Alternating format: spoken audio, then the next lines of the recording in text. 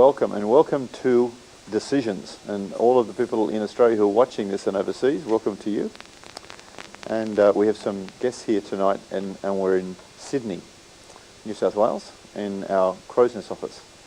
So we're very excited, and my wife is here, and partner in life and business, Katrina McGilchrist. Let's give Katrina a big clap for being here. Katrina's flown just down for this and for our boardroom session, our boardroom focus,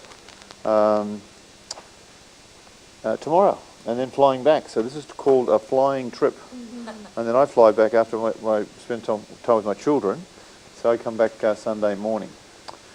So we're here tonight. And what are we here for? For decision. What are we here for? Decision. What are we here for? Decision. Oh, this is exciting.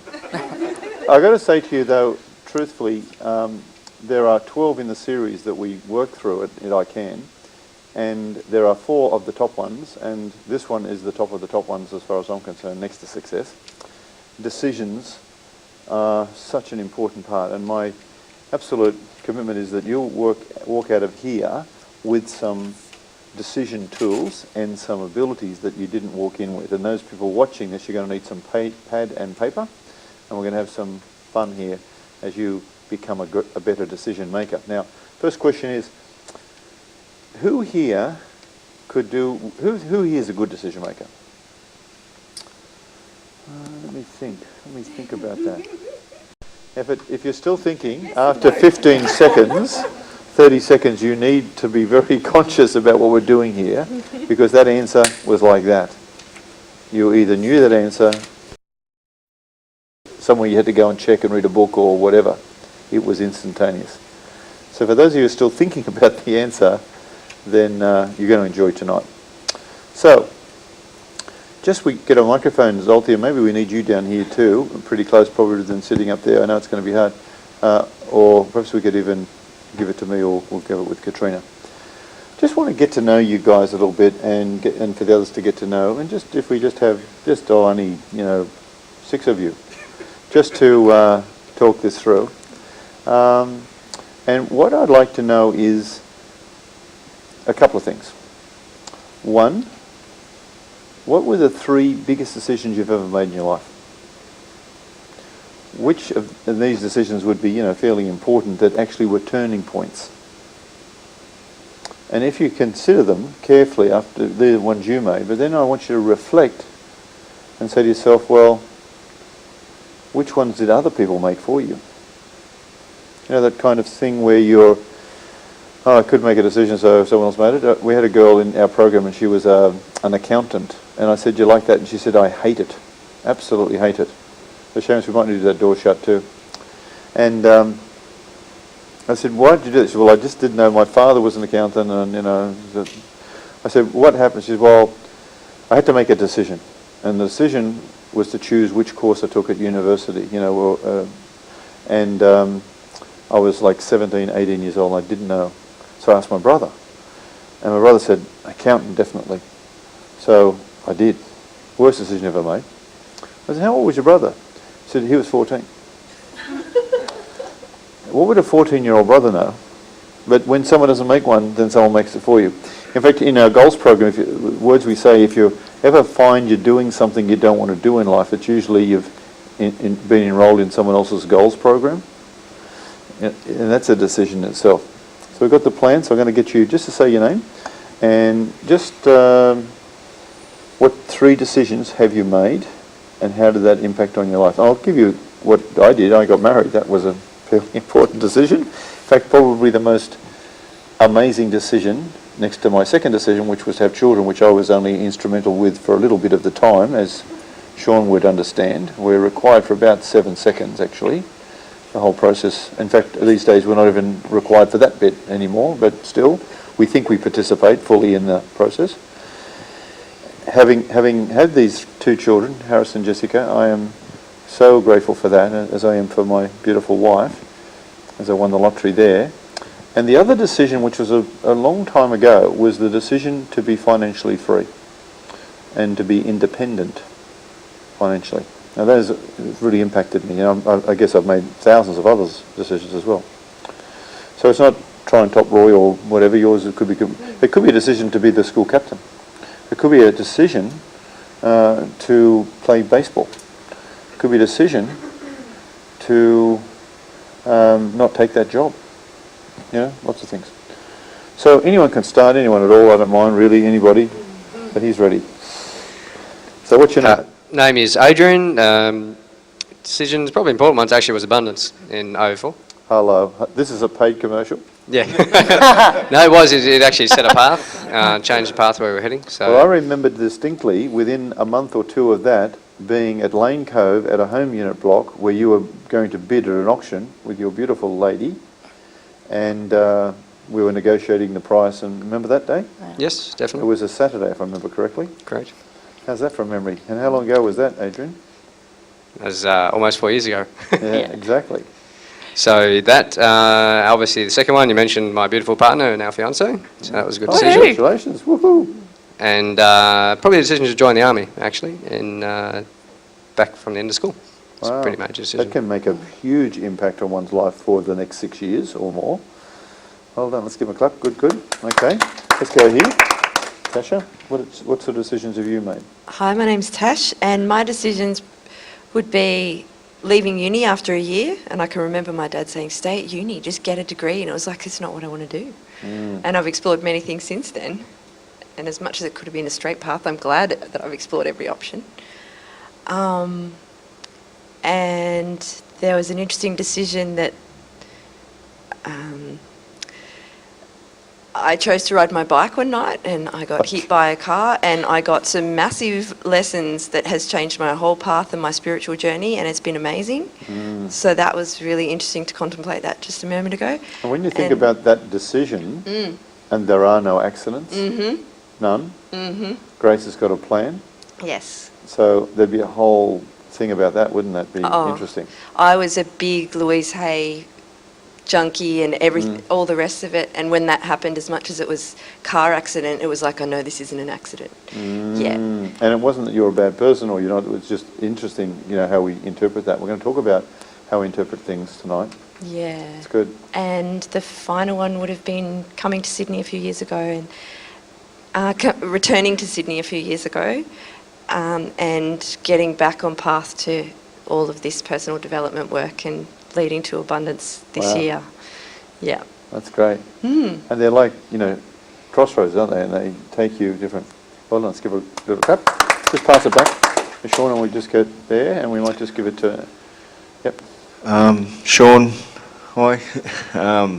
Decisions, I suppose, the decisions to be able to make decisions coming from firefighting, building background, to be able to make a decision on the spot is something I enjoy doing. Things go wrong on the building site, you've got to make a decision, you've got to run with that.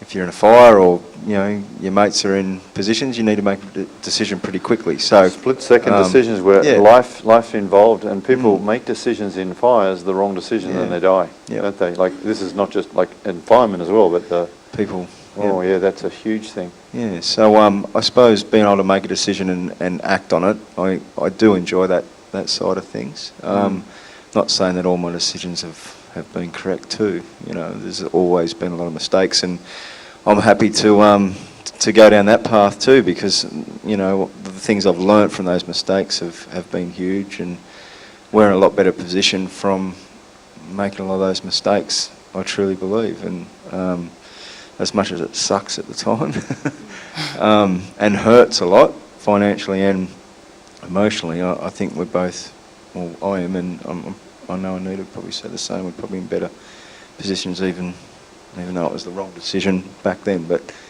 so what was that about? I just missed that one. I suppose making financial decisions, or decisions on some property deals, or decisions. We're talking about a specific decision that's been going on for a long time. That one. Yeah, one's still dragging on. And it's getting through that. Yeah. And even the decision to make with someone else in partnership in that, which is a family member, not your wife, but a family member, has impact. Yeah? Definitely. That's good. Which I suppose helps us make more informed decisions. Well, that's something we're going to re-look at tonight too, about how the process works. obviously my wife's a fairly big decision in my life. I was with someone else at the time when I heard that she'd broken up with a long-time boyfriend, so I made a decision right then and there. Act quickly, get in there while there's still sort of emotional opportunities that are a bit fragile. Yeah, it was probably about 1,400 kilometres away from Sydney, and I decided to do a U-turn and get back there quick smart Before some other bugger gets in. do my little dance. That's it. Do the fire dance. Yeah, that was a pretty This big is decision. amazing stuff. And So that Princess Highway became pretty fast, and yeah, that was a big decision. that's amazing. Do a U-turn. Yeah, and I suppose to go on and have family, you know, and you know, and keep learning, be open to everything. You know, it's such a journey. The diamonds along the path are huge. I've realised that the pot of gold isn't what I'm after anymore. You know, there's diamonds on the pathway that are so much more enjoyable. Great. So that's probably something that I enjoy now. And just while we've got the microphone, just for the sake of this exercise, who actually makes the decisions on the babies? Because we've got a pregnant wife here again. And how many are we up to, Mr. Sean? We've got our fourth on the way. Yeah. We had talked about trying to get to 5. Yeah, we've talked about trying to. Yeah. Yeah. I can imagine the kind of conversation that could be happening at that point too. That would be, are you ready yet? You know. I don't think you're ever ready, eh? So, I think this is it, you know. but who makes that? I like how you made that one. I think this is it, Yeah. you know, and then looking. I said it was I said it was it after the last one, but You got to talk to the boss. yeah. She'll let you know. Yeah. So, okay, that's good. Yeah. I'm impressed. Give him a clap. Good job. Hi, I'm Anita. Glad Sean made the decision to turn around, and I'm glad I made the decision to leave my long-term previous partner. So that was a big decision. However, the main decision I think has changed my life and probably Sean's was we had 2 young children, and we came across OneLife and had to decide then and there if we wanted to go to Abundance, and that's a big thing, a whole week away from young children. And at that time, that money was just out of the question. We didn't have it.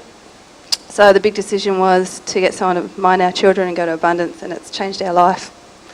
So we've come on a different path, and from there, the second decision is also now that we have the decision I've made is we've got to invest in ourselves to give us knowledge to keep on going. That's a huge decision, yeah. Because if we don't do that, then we don't Exactly. expand ourselves. So again, you know, it comes down to money, but you've got to spend that to make your life and freedom, financial freedom. Yeah. And It is a huge decision. I'm getting some really, you swear that we're paying you for these things. Like both of you mentioning abundance and things like that, which is great. But to me, that decision is a very, very powerful, powerful decision, and such a wise and accurate one. Because if you don't invest in you, who else will? And there's only a small group of the population that actually see it like that. It's like, you know, I went to school so I know how to, I've learned everything I need, or I've got my driver's license so I know how to drive now. You know, you're just more dangerous now, that's all. And there's a whole advanced driving skill, there's a whole different level, isn't there? definitely, definitely. Well done. And what else? And the last decision was, of course, learning all the knowledge from Abundance and doing courses to let go of our family home, let go of the heart, and make a financial decision. So after 7 years of living in our house site, to make the decision that it wasn't the right financial position wanted to be in, and now it's just absolutely unbelievable. Our life has changed. Freedom. Yep. Massive. It is amazing, isn't it, when you're willing to let go of the idea that the family home gives you family? Definitely. Because when you realise it's just a place for the love to happen within the walls of it, that can happen wherever you are. Yeah. And you know, it's like for Roy and I, you know, whenever we've had different properties or different transactions, like, you know, as much as you would love the property, at the end of the day, you know, it doesn't give us the connection that we have with one another. So at any time, you know, if it's better for us and our relationship, you know, to let go of that, it's like, so be it. It's like, you know, whatever serves that, just let it go. But you live that life when you're in your home and you think, I'm never going to find a house as north-facing views, and I'm not going to get the breeze in, and I'm not going to get a nice big grassy flat lawn, and blah, blah, blah. And you have all these excuses, but when you let go and say this is not right, and you find somewhere else that's even better than what you were living. Yeah. Exactly. That's the decision too, is watching the door that's closing as opposed to looking for the one that's opening. Yeah. Yeah, and it is, and we are travellers on this road, and we're going to look at this tonight about the decisions that are driven by fear and scarcity and hanging on to things and attachment and control and the good opinion of others and all of the stuff that's associated with that, and the freedom that lives beyond this in accurate, real, precise decisions, because all wealth ultimately is precise decisions. Definitely. Yeah, good job, and you're a wealthy couple. More wealthy than you could possibly imagine, Yes. as what you've got in your tummy right now. Yes. This is the last one. That's a big decision. Good works, give her a clap. And welcome, we're just going through some stuff, you catch up. Yep.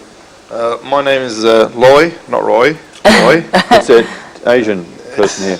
Well, I don't probably not look Asian, but anyway, close. Okay, I have made a few decisions in my life. I'd say probably marriage will be the first one. It's a life commitment, basically. Kids will be the second major decision. The third decision, I think, will be just a difficult decision, probably like others would have to do. I thought to myself that I truly can change my own life. Nobody else can. Absolutely. And that was a decision that you're the only one who can do it. Nobody else can do it for you. Absolutely. And that took a few years ago to sort of think about it and try and sort of push yourself to do it and put your mind and say, yes, I can change my life. And that, to me, that was a big, big decision, because I've been doing the same thing for almost 30 years, and it took almost 30 years to think about I can change the way And what was it you were doing? I'm in the construction industry. Okay. And it's just basically every year is the same like last year. The second year is the same like the third year. You Fourth can do year is the same 30 like years, fifth it's the year. same year 30 The times. same thing and the same thing. No matter how much money you make out of it, it's the same thing all over again. And what's the decision you've moved to? The decision I'm sort of thinking of, like, it's not just about what I do, it's what I can do. Right. And there is a lot that I can do and I can achieve. There's a lot that is in my mind that I'm working on and I'm trying to achieve it. Been through 30 years of work, I can probably achieve it a lot shorter than 30 years, hopefully. Like I said, it's a big change from what I used to. It's a big change for us both. We have been, me and my wife, been together for 21 years. So it is a big change. It's a big step. Like Anita mentioned, that we had a home, we've been in it for 11 years. We had to make a big decision and move out and say, you know what, it's not just about houses, it's about your own life. It's about what your you can lifestyle achieve, and what you can and do what with you it. can achieve. Yeah. And we came to a knowledge that we can achieve more, and we can do a lot more. It's just basically training your mind and knowing and basically getting the info, the right info, to do what you want to achieve. So yeah, it's and that's why we're here. Good work. And that's one of That's fantastic. Give him a clap. Perfect. Pass it on here.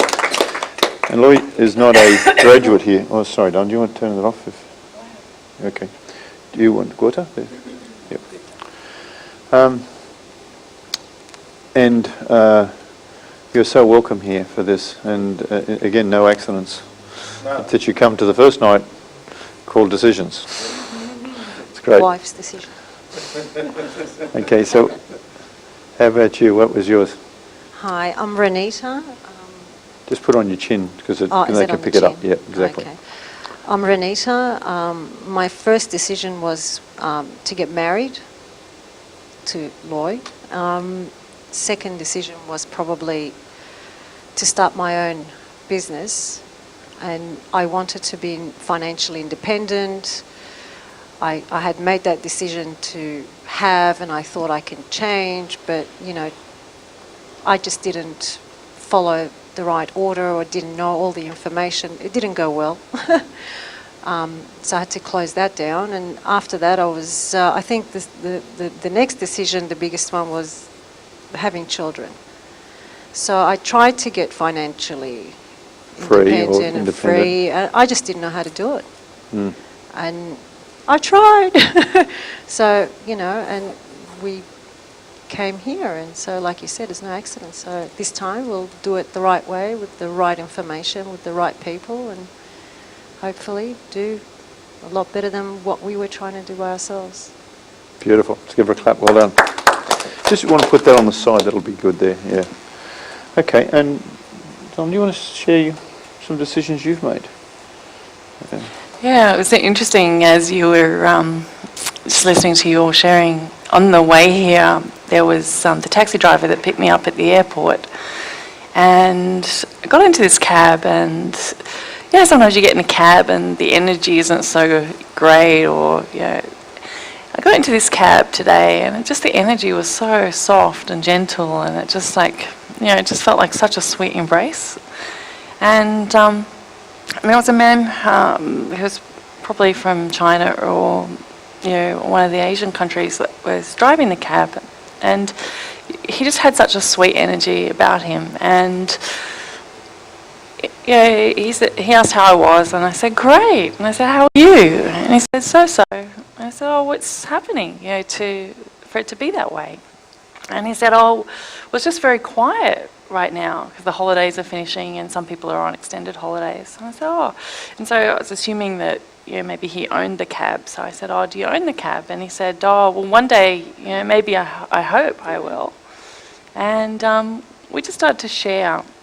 And it turned out that this man had actually had 2 failed businesses, and he got to the point where he was at a crossroads. You know, he was at a moment of decision, and he just didn't know what to do. You know, it's like he'd failed his family because, you know, he'd wanted to make something better, and he'd made a lot of money, and then he got to the point where he'd actually lost it all. And you know, so now, you know, here he is in a situation, you know, where he's choosing the safety, you know, of the job, and there's a part of him, you know, that just knows, you know, that there's more in him than that. That it's like that fear that's arising in him, and you know, it's just so beautiful just to be able to share with him, you know, just at that deeper level, because you just know that this being that was bringing just this presence into this taxi, you know, just has a gift to bring to life, you know, to bring to the world. And it was just so beautiful to connect with him and to speak to that part of him. And I was just sharing, you know, that we've got a session on tomorrow, and, you know, there's probably no accident that I've just popped into his cab, you know, at this time when he's at a crossroads. And it's that moment of decision. And it just really brought it home to me, because it's like, do we dwell, you know, in the past? Yeah, and that fear of what's happened in the past, you know, do we become so present to that it can only ever become our reality in the future? So it's like I could really relate to that, and it took me back to a time when I left our family company, because it was interesting. My whole life I'd been ready to prepare myself to take over the family business. Yeah, we'd been in a situation where, you know, some of you may know my story. You guys wouldn't, seeing you haven't done abundance. Our family, when I was 14, you know, my dad had been a very successful businessman, done numerous property developments, and he'd done a particular business transaction where he'd guaranteed a $3 million loan. And this is probably, how old am I? So this is Very like young, over my God. 20 years ago anyway. So it was a lot of money back then, $3 million. And anyway, the 30. business... I'm not that old yet. Okay, 28, something like that. And who's counting? And anyway, what happened is the business partner made a decision. You know, his decision was he didn't want to carry on the business any longer, so he decided to declare himself bankrupt. Of course, we've got the $3 million guarantee. So that put our family into a moment of of those emergency situations, Sean, where you've got to make that decision. Now, my dad made a call that, whether it was the right decision or the wrong decision, it was the only decision that he could make, because going bankrupt for my dad was not an option. He's a man of honour, and it's like, okay, this is where it's at. And it was a time when we couldn't liquidate enough assets to pay that out. So he said, well, what will we do? And he had an accounting firm at the time, and we had different clients that were very successful. One client was a retail business where they would take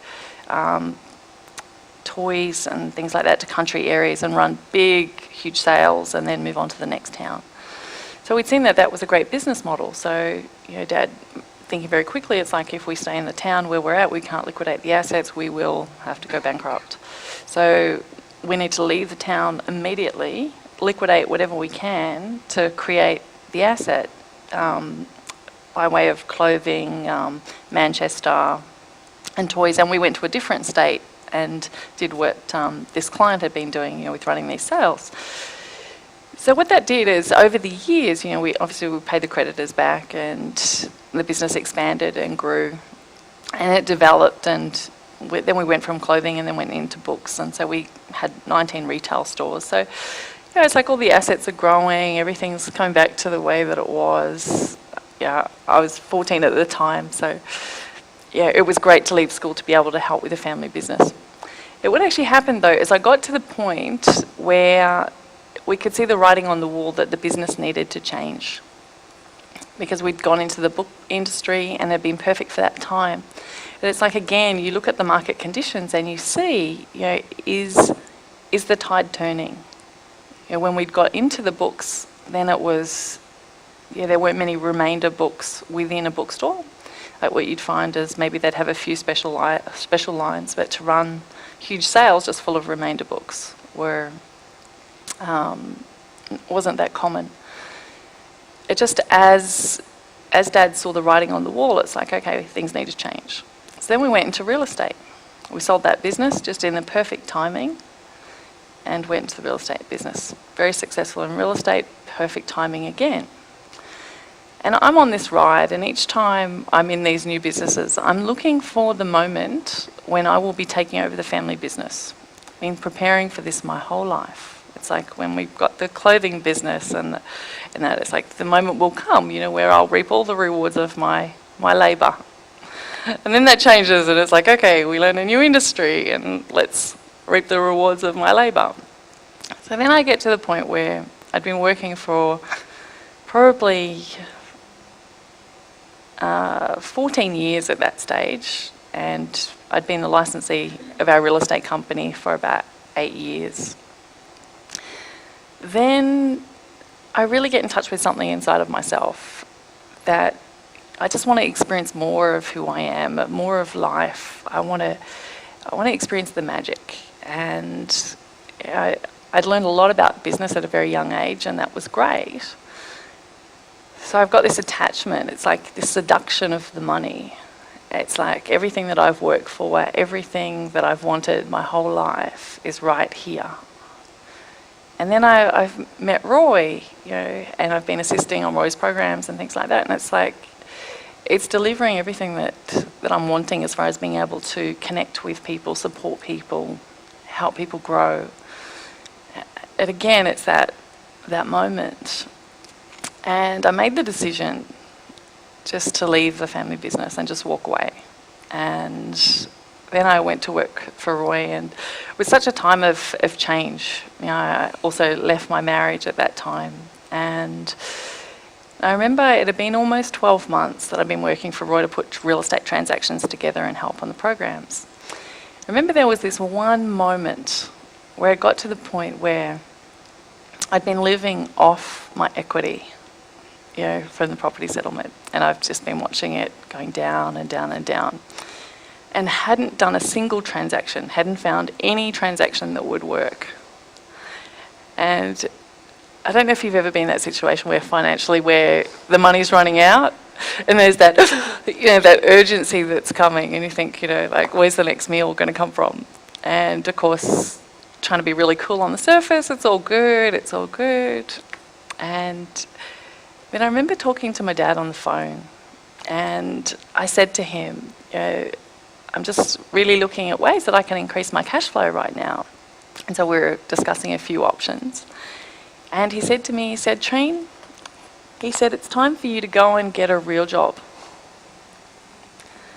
And it's like, I heard it, and you know when you just know in your heart that that is just the wrongest thing that you could ever do?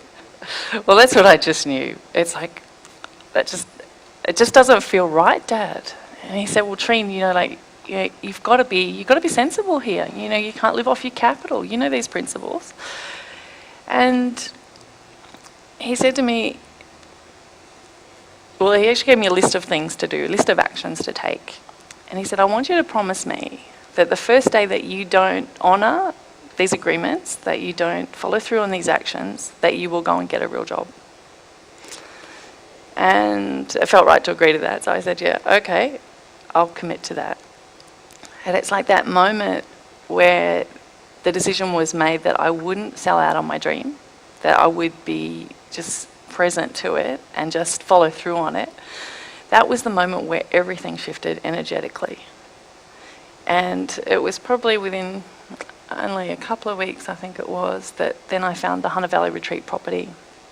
And the money that I'd put out to make from my first abundance program for that year was actually the money that I made. Like, even though I hadn't earned a penny for basically the whole year, in doing that one transaction, it earned me everything that I'd put out for. So it's just amazing how you have those moments, you know, where you can choose. And it's like the universe is going to deliver you an outcome whichever way you go. But there is one that's perfect for you. And so I suppose that for me is a real standout, because it was I still, when I'm going into anything, I just come back to that moment. It's like, and what it felt like when you know your back's against the wall and there's no logic for it, but you just know in your heart. And so yeah, that's a special one for me. And since then, millions of dollars have been made on that transaction, and many, many others that Katrina has found or put together and built. Been fantastic. Well, enough of this storytelling, and I think she's a bit flat. absolutely, absolutely. Thanks, Lloyd. And what we want to do is just change this a little bit. We're going to get you to do a little questionnaire, and those who are watching this could actually stop this now, go online and download this if they wished, which would be a very smart thing. And the questionnaire, we can do that handout now. And it's very quick, and you won't have a lot of time, so we just quick, and I'm going to ring the bell. So, and there's no right or wrong. You don't fail and have to come back and repeat. But if you turn them upside down for a second, so you're not looking, and we'll all start together. Thanks, Alfie. Just pick one and pass it on.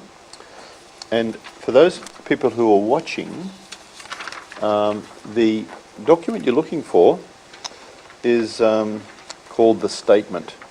It's part of the decision-making process, and there are 18 questions, and we have a choice of not at all, rarely, sometimes, often. So you're going to be very quick. We're going to be just going through them very, very quickly. So you'll need to not think about the last one. It'll pick up if you tell stories. So I would recommend that you just, whatever comes to your mind as in your heart of hearts as the truth, answer truthfully, because it'll give you the best result. Okay?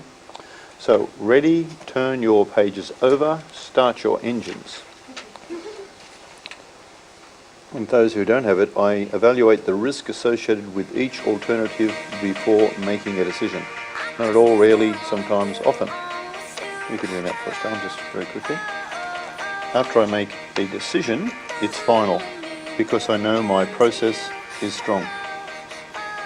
Not at all, rarely, sometimes, often. Number 3, I try to determine the real issues before starting a decision-making process. Not at all, rarely, sometimes, often. Number 4. I rely on my own experience to find potential solutions to a problem. Not at all, rarely, sometimes, often. I tend to have a strong gut instinct about problems, and I rely on it in decision making. Not at all, rarely, sometimes or often. I use a well-defined process to structure my decisions. And the same 4 choices. I think that involving many stakeholders to generate solutions can make the process more complicated than it needs to be. If I have any doubts about my decision, I go back and recheck my assumptions and my process. I take the time needed to choose the best decision-making tool for each specific decision. I consider a variety of potential solutions before I make my decision. Before I communicate my decision, I create an implementation plan. In a group decision-making process, I tend to support my friends' proposals and try to find ways to make them work. When communicating my decision, I include my rationale and justification.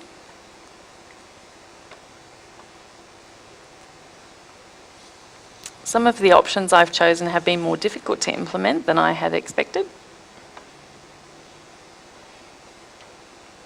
I prefer to make decisions on my own and then let other people know what I've decided.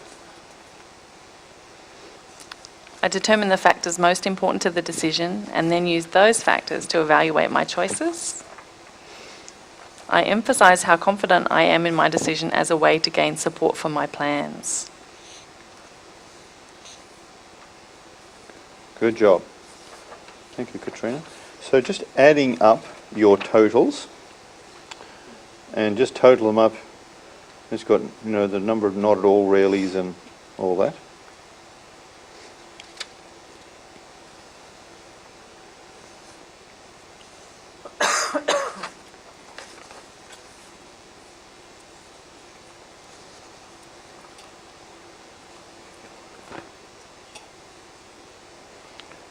And then, you got all your totals done, yes? Okay, so not at all being the least, and very often being the most, okay? So, 5 very often. So you go 1, 2, 3, 4, so not at all will have a 0 answer, or a 1, and rarely would be 2, and sometimes would be 3, and often 4.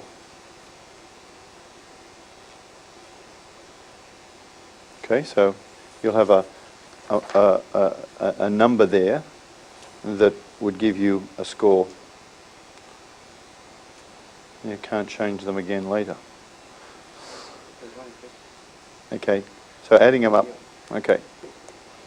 So then giving that number right across, so the ones would be, that rarely, and that would give you a score, and then it would, yeah. 5, so there's 5 points. Yeah. Really, I got 6. So you can add them up. So, yeah, you got it. So if the maximum score you could get would be, 5 down the whole end of often, if you like, and it would be 5 times 18, which would be, very high number. Okay. So adding up your number now, you should get a number in total across. So these are all worth 5s, all the very offens, yeah? And then these are all worth 4s, and then 2s and 1s, okay?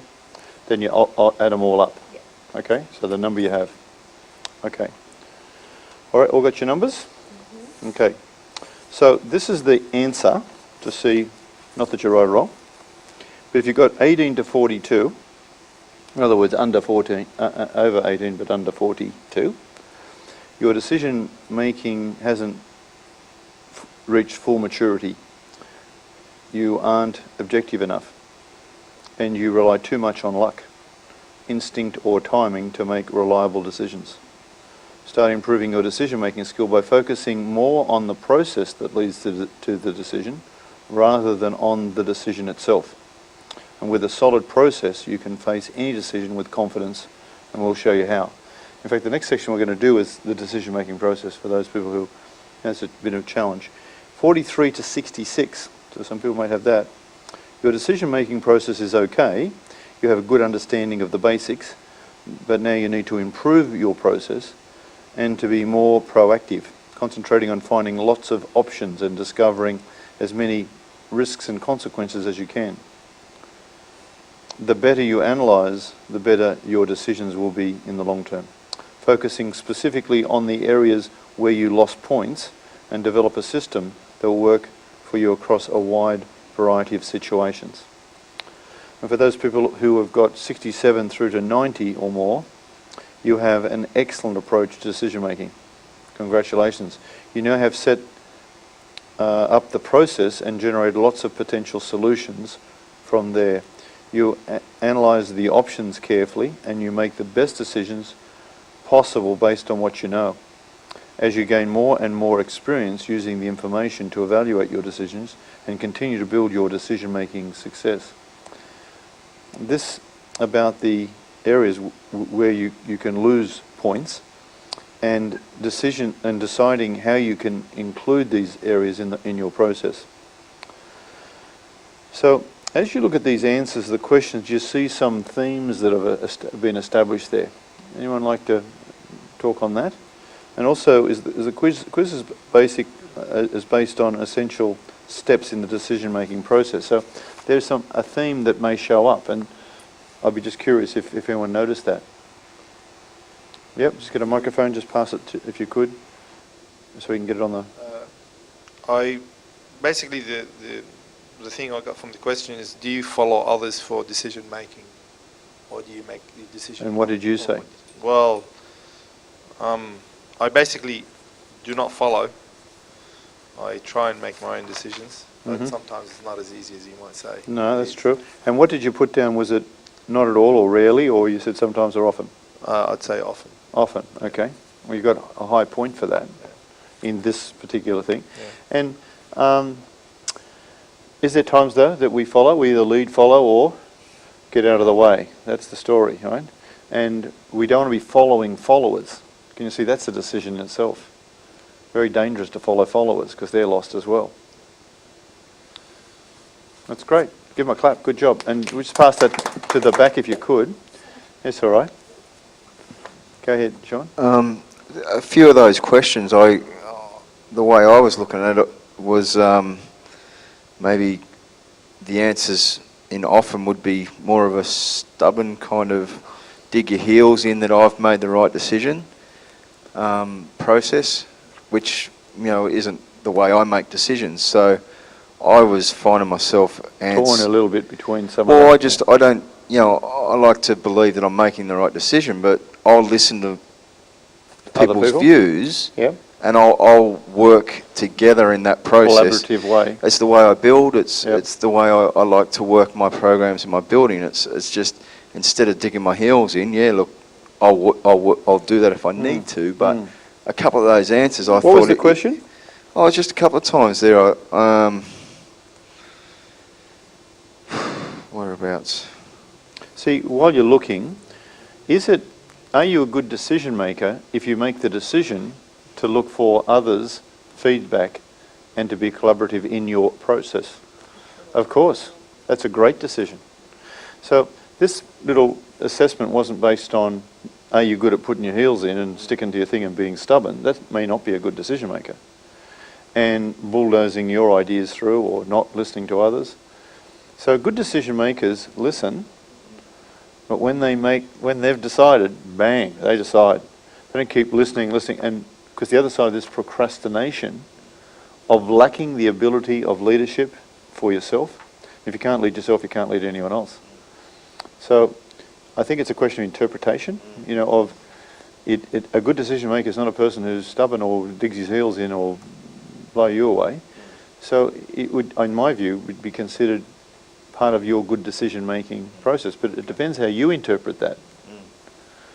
Yeah, I suppose number two, after I make a decision, it's final because I know my process is strong. Yeah, well, see, that's a strong position. In actual fact, good decision-makers make them quickly, rarely change them. Needs a lot of information to change. A poor decision-maker is very slow at making decisions, is all over the place, bumping into things and unsure and what to do and ask someone else and goes on forever. Procrastinates and carries on. And when they finally make a decision, if something else happens, they change it like that. Can you see the complete reverse? I'll do this, then no, I'll do that. Would I take the job? I don't know. Should I leave her? Will I come? I don't know. Will I, what do you think? See, that's not anything. So when you make that decision, Katrina made a decision, she shared that story in coming and working with me and for herself and her own freedom and really giving up basically the fortunes of the family because it was a huge, huge decision. And her next older sister ended up inheriting, if you like, the business as such and all the work that she did. And not that Katrina has any ill feeling about that, but it was a lot of money, a lot of decision in that. And yet her calling was so good, and I don't speak for her, but she's also made other decisions where she's moved further, like with the journey. That was a major decision that you then took on another path that has changed her whole life and has changed my life. And so, and her decisions on that, I remember how quick they were made because she knew who she was in this and what was her calling and what was necessary.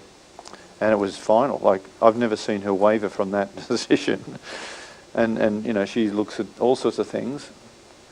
Not that she's, has to stay in anything, but and if something was more current or more available or more, better for her, then she would do that. But she would be very careful with that change because she knows exactly who she is. She knows exactly what she wants and she knows where she can contribute and she's of service in this. Does that make sense? Great job. Give her a clap. Well done. Thank Give her you. a clap. Well done. Just Thank over you. here. That's just past. Thank you. Thank you for this process. Can I quickly share that, like, when we came tonight and you said, are we good decision makers? And my answer is yes and no, because I often adapt. But this has confirmed to me, I answered often on heaps of them. And by about the third or fourth one, I was like, are you sure? And this gut in me was kind of going, yes, like, just keep answering that. Like, go with your first instinct. And for me, even the fact of noticing my hair and squirrel going, am I answering too quickly or am I? And don't analyse too much and just running with it. And I've got a high score and it's like, wow, I've come a long way from a year or two ago of just really being strong in myself. And this is a beautiful reflection for me to really know that, to go, wow, yep, I didn't often even falter on the questions. I was just like, You were finished sometimes before us. Yeah, it just felt, I just was like, yes on that, no on that. And yeah, there was that squirrel going, are you sure? And it was like, yep, it's fine. Just trust that answer, trust that answer. And that's what I'm learning to do in my life, and it's amazing.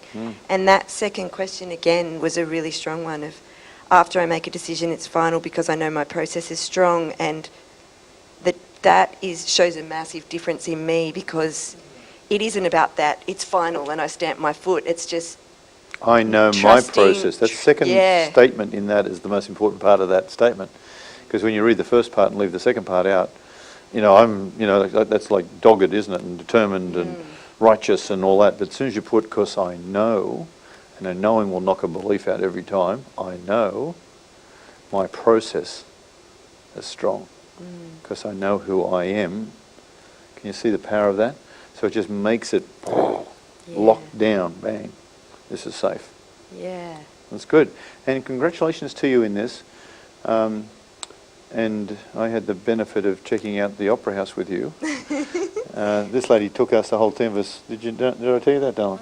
Oh, she took us down the Opera House and we went to places that no one were allowed to go. In fact, there was a show on that we were in the back and listening, and we all went through all of the stage stuff and sat in the seats where the actors did, and all sorts of terrible things, which is now across the world and we'll probably all get arrested.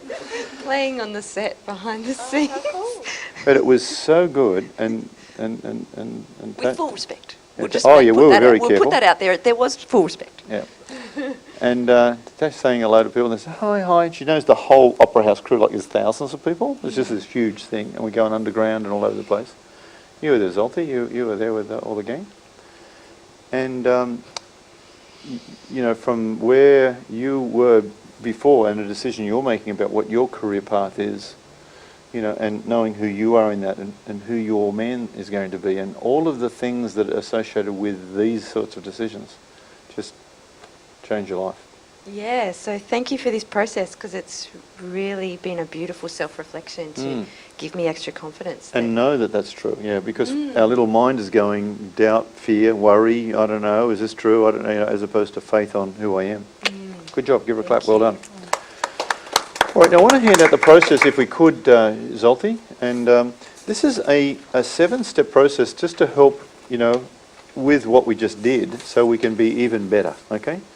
And not that there's right or wrong, there's just outcome in all decisions. There's no right decisions or wrong decisions, there's outcome. Our decisions will show the outcome and, if you like, the consequences. Are there consequences with decisions? Always. And just the other point I'd like to make about statements that people say, I had no choice. You'll hear a person say, I had no choice. You'll always have choice. Now, even Katrina here said, oh, my father had no choice.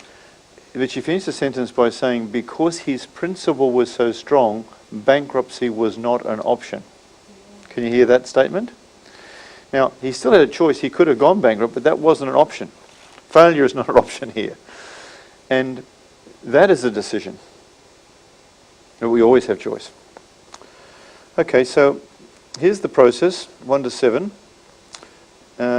These steps are put into 7 effective ways to go about your decision-making process.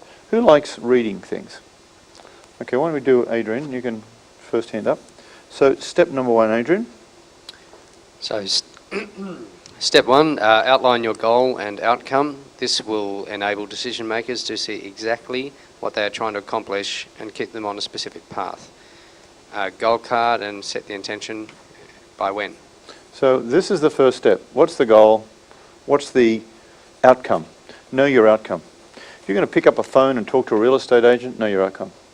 If you're going to go to a bar to meet a man, know your outcome. If you're going to apply for a job, you're going to do anything, know your outcome and know your goal. Why are you even doing this? Katrina and I met this afternoon after she flew in, and her first question as we sat down is, what's our outcome? What's our intention tonight? And we go through this process. We do it all the time. So whether we consciously know we're following the steps, we follow the steps as just part of our life. So every day, what's my outcome? What's my intention today? That's the decision. Am I going to enjoy this? Am I going to have a misery, or am I going to have a miracle? It's as simple as that. And some people choose a misery as opposed to a miracle. Okay, step number 2. Step 2, gather data. This will help decision makers have actual evidence to help them come up with a solution. Research the idea or concept so that you feel well informed by the time you arrive at the time you make a decision. Now, can you see how some people can even go to step 2 without getting step 1? They're starting to research things they don't even know what they want. Now, and often people don't do step number 1 anyway because they don't know what their outcome is. But those people who do step 1 just bunch and just go ahead without any research. That would be Hares, I would think, and others. And it doesn't mean that you have to do the research, but you need someone who would do it, at least, who someone is a researcher. Can you help me with this? And that's where team comes in. And anyone got any questions as we go through, just stop and we'll talk about it. Number 3. Brainstorm to develop alternative ideas. Come up with more than one solution that enables you to see which one can actually work. This will also give you an unlimited mindset and a broader view on what is possible. Well done. Now this is all heady stuff, isn't it, to a large extent? And we're going to get to a point where we talk about who are you being in this. The difference between the doing of this process, because brainstorm is a doing process, and most of this goal setting can be doing. But if you get into the emotional charge of really a passionate, visionary look at what I really want my life to look like, and who am I going to enroll in this to help me, and the leadership that I need, you'll find there's a beingness. Who am I being to have this? Who have I got to become to have this work for me? But you'll see these are steps, and you might look at your position, and I want you to think about you and what is your process. How do you go about this, or is it just something you just get up and do? Like I got married, I had nothing else to do today. I just thought I'd just go and get married. I mean, people have children like that.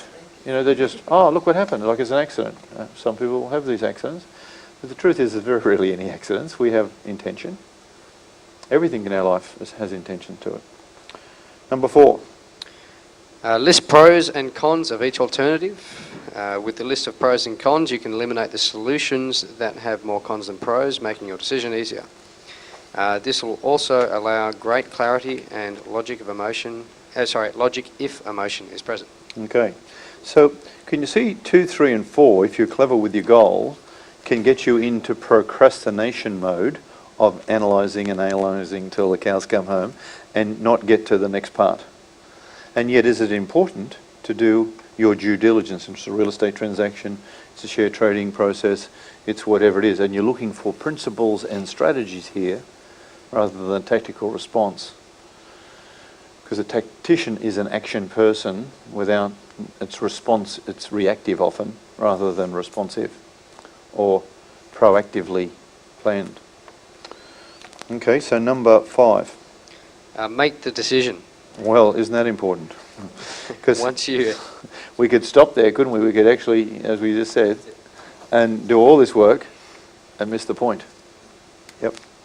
Once you analyse each solution, you should pick the one that has many pros, or the pros that are most significant, and is a solution that everyone can agree with. There's a great angst in non-decision making, and the freedom that arises from actually making the decision is immediate. Who can relate to that when you go, made it, bang, you know? Often people confuse commitment with losing opportunity. If I'm committed in this relationship, or, you know, I've lost, you know, I'm going to lose out here. And yet the truth of commitment actually stops all other nonsense and you focus on what you want. You're not looking around all the other places, you're just there. Now where the fear and doubt is, did I make the right one? And that's the due diligence part. But once you've done that, and is there a point in there where your heart really resonates, where your heart tells you, and that feeling of that absolute clarity? And if that's not resonating, there is some issues. And we don't know whether that's our ego talking sometimes or our real consciousness around that. But, you know, who's ever made a decision and you just know this is right, even though all of the stuff around you is going, no, I don't know about this, but you just did it and you went, wow. Who's experienced that, by the way? That's a huge experience. Who's also thought, oh, I really should do this, and then faltered, didn't do it, saw this great idea, didn't actually act on it, and then a year or two later someone else did, and oh, look at this. Who's experienced that?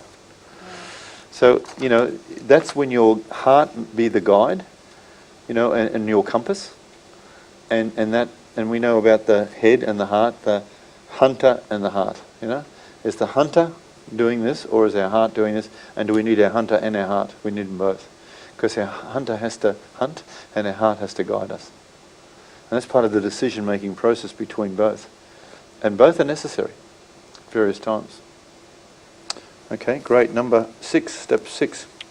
One of the other iCAN is immediately take action. Yes. Once the decision is picked, you should implement it the right way. You do not want to sit in old habits of potential procrastination or changing your mind regularly. Yes. So this is that point about good decision makers make it quickly, change it rarely. But you can see it's actually at the 6th level that we've taken that action, even though this whole process may only take a very short time, depending on the degree of what it is we're making a decision on. If we're making a decision on our life partner, it might take some time.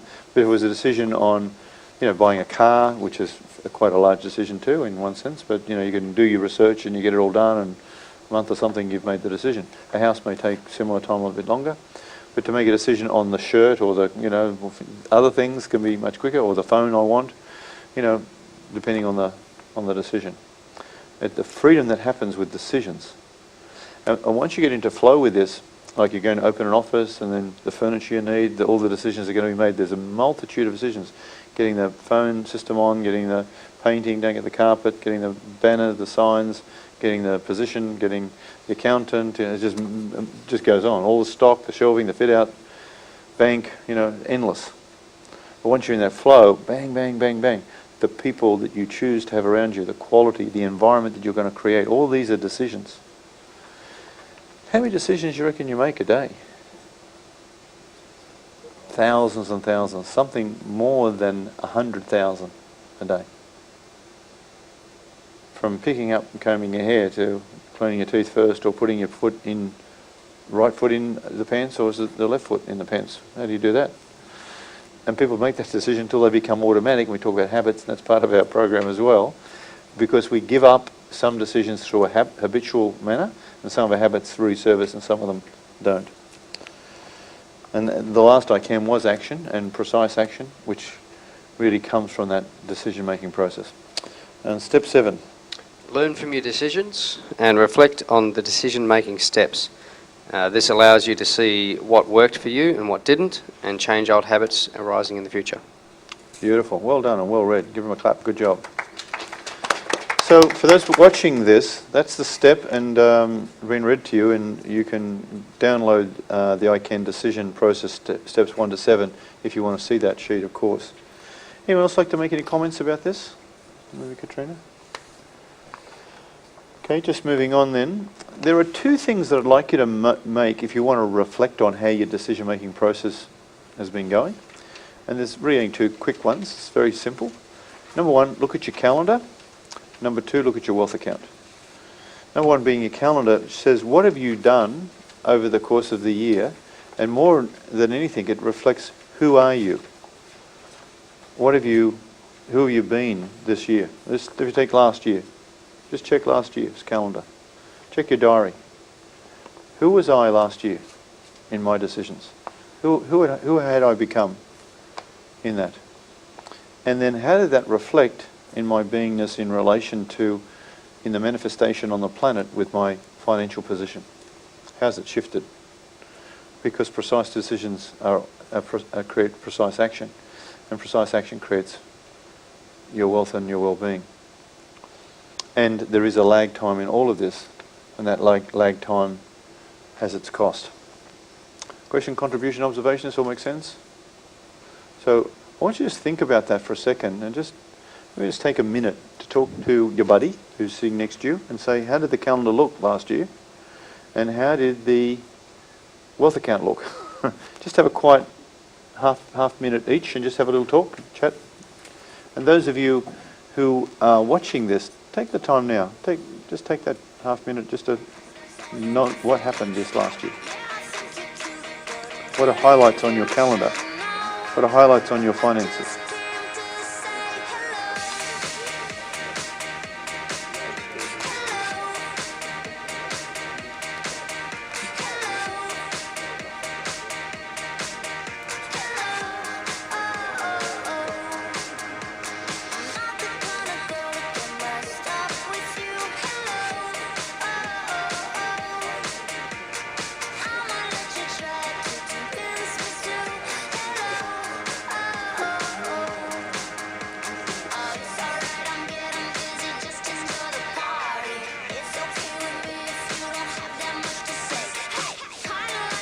Okay, so we should have switched over by now.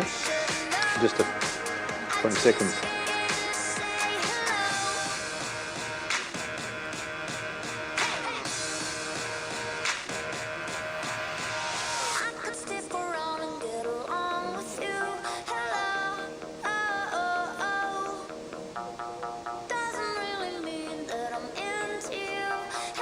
Okay, just 5 seconds and finishing up.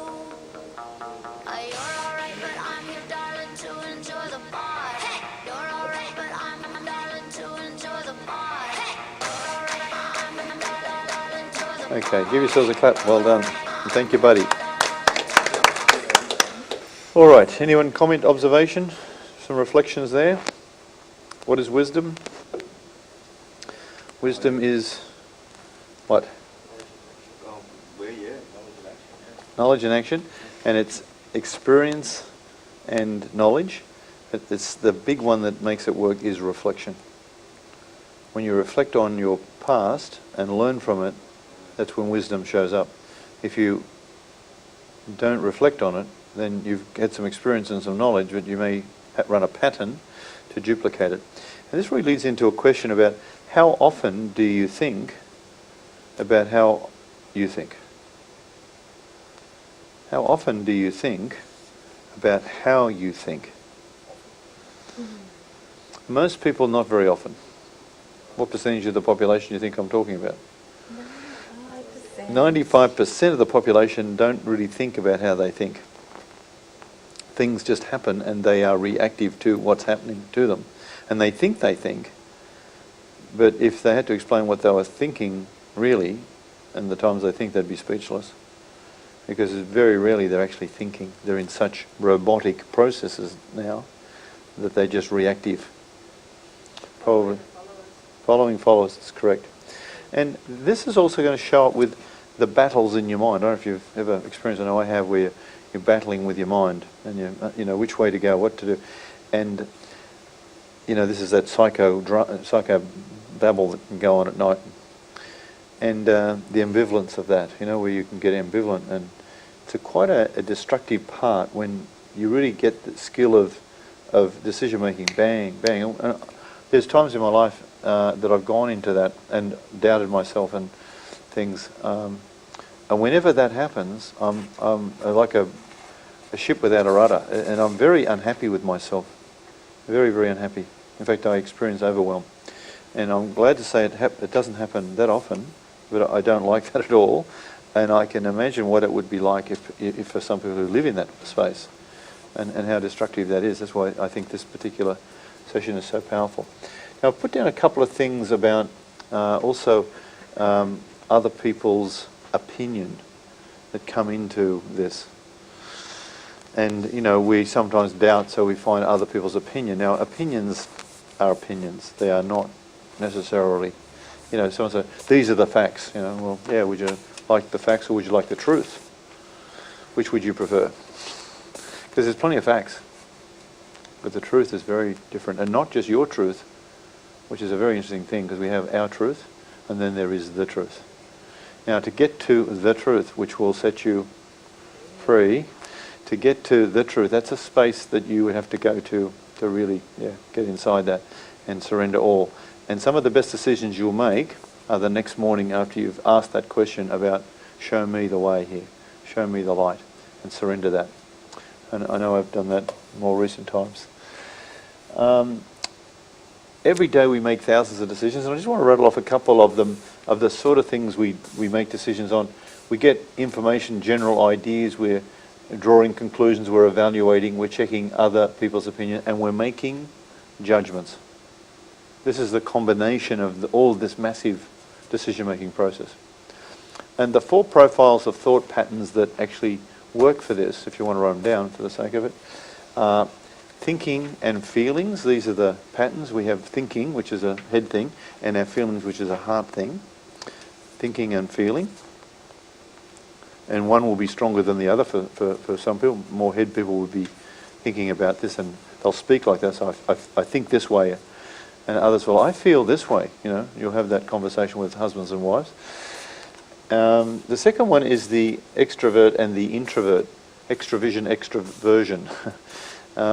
When a person's coming from that place, the decisions can be different in their profiling and the way they see it. From fear to out, the rush. And the other one is judgment and perception.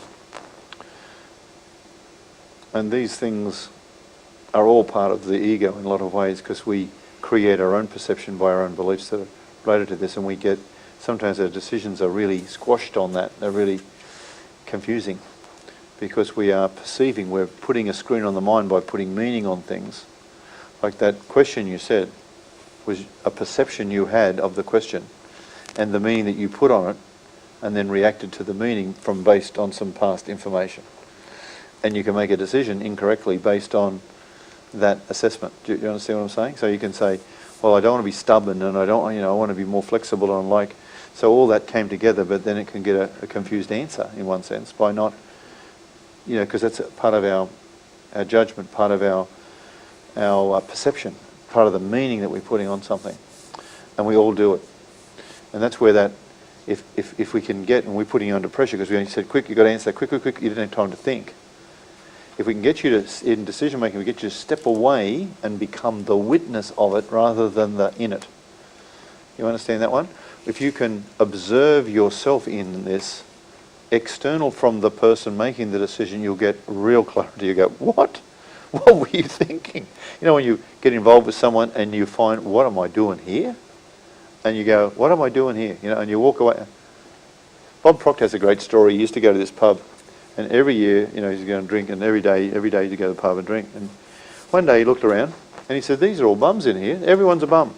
Every one of them's a bum." He said, "I put my glass down, walked out, and I've never been back." And he said, "No one missed me, and no one knew I'd gone." He said, "And that was 30 years ago."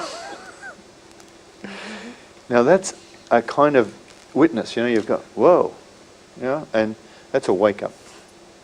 And all of us will go through that. And the last one is this sensory and intuitiveness, which are, again, these processes. And again, take what you like with this and leave what you don't. It's not, you know, how do you process it more from a sensory point of view, more from an intuitive point of view?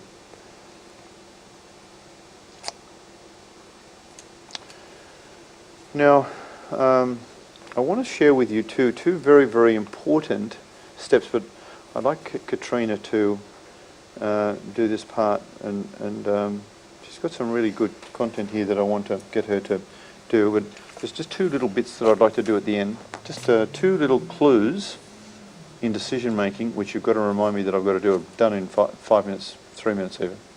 Let's give Katrina a big hand here. I thought it'd be really, I'll just check us.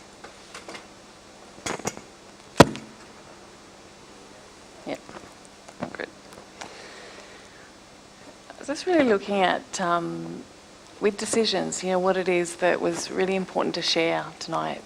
And you know, just reflecting on, we do have the major decisions that we make on a daily basis.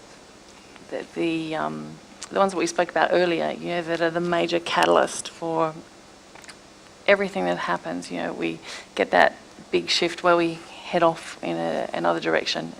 And that decision that we make is so crystal clear, it's so defined in our minds. You know, as we've all shared, you know, we know very clearly, you know, how that's changed our life and how that's set us on a course.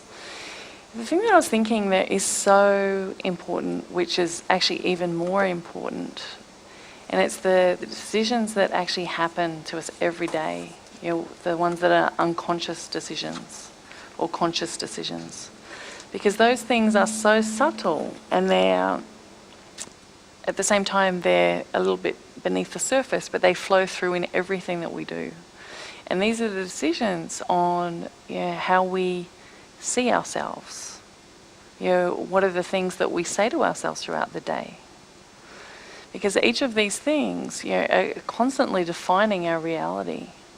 Because the truth is, if we are the creators of everything that happens to us in our life, well, then those things are actually created in those moments. And it's like when we look at the times in our life, you know, where we're working with a team of people, or we're within a family environment, or we're in a relationship environment where we're wanting to create a particular outcome, and then, you know, there's a personality thing that arises, and yeah, that moment where we've got that choice of that decision of whether we're going to shut down, yeah, and take our energy away and withdraw, yeah, from the situation. And that's the moment where we could also too open freshly, you know, and create a different outcome.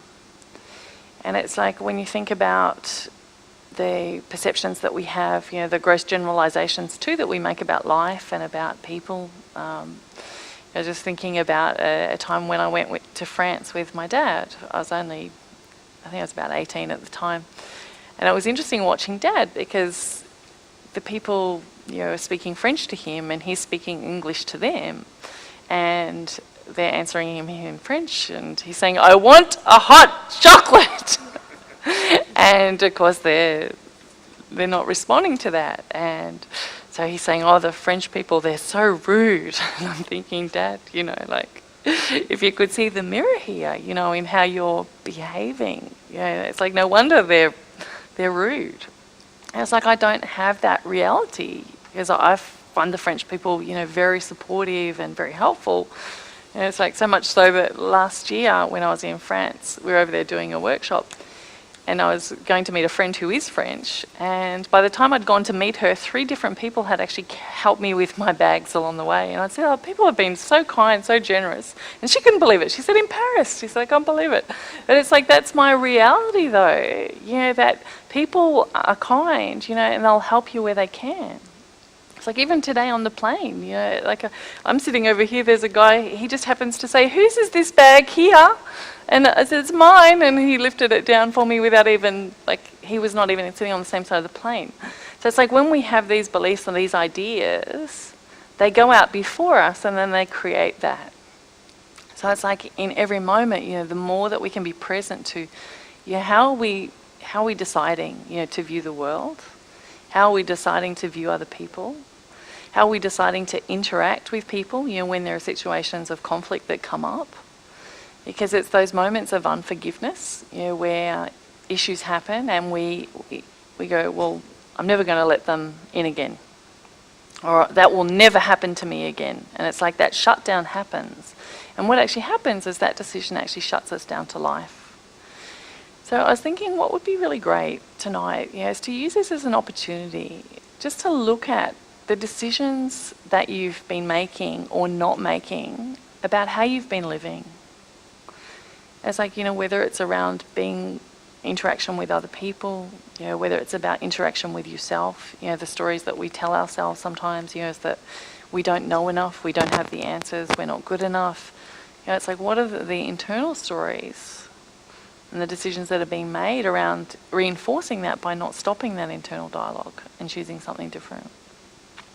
So just take a couple of minutes now and just do a little scan through your life at the moment. Just like, what are the decisions that you've been making, you know, in those areas around being with other people, in your interactions, in your relationship with yourself, maybe your internal dialogue, the way you see the world.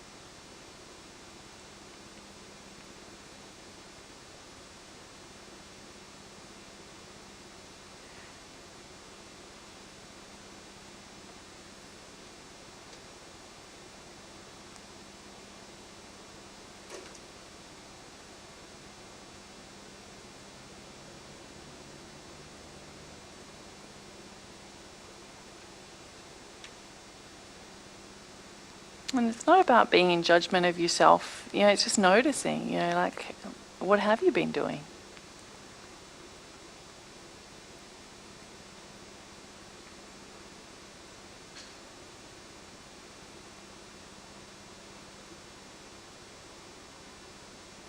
And then just expanding on that and just looking at those specific things and just asking yourself the question, what has it cost you to actually make these decisions? Like, what does it really cost you in the way of your connection and the missed opportunities, how you've shown up in life, how you've shown up in your family, you know, the example that you've been, just all in the areas of your wealth, your health.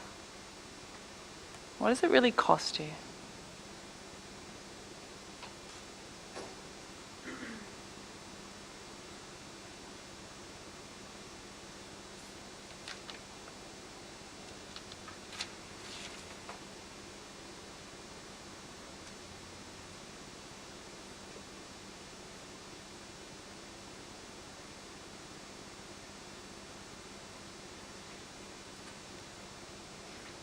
And just remembering to look at it from the conscious choices that you've consciously made, as well as the choices that you've made unconsciously not to choose.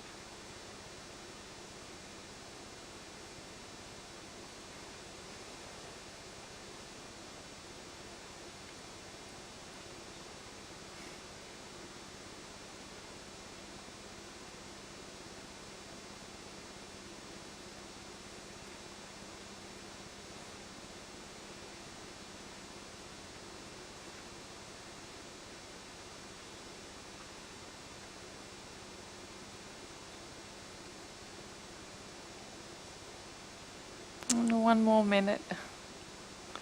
Just looking at all the ways it's cost you.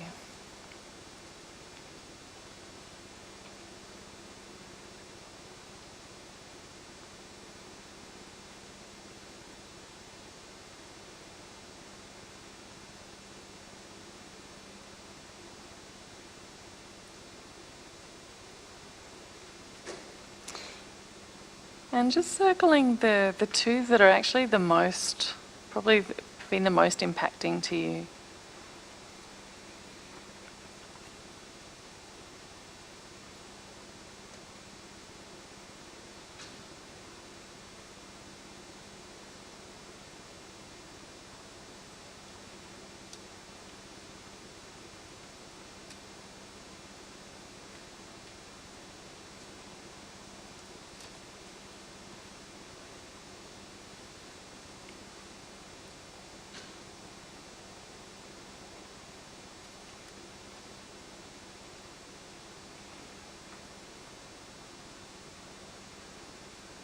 And who'd be willing to share, you know, which ones were the, came up, yeah, Tash.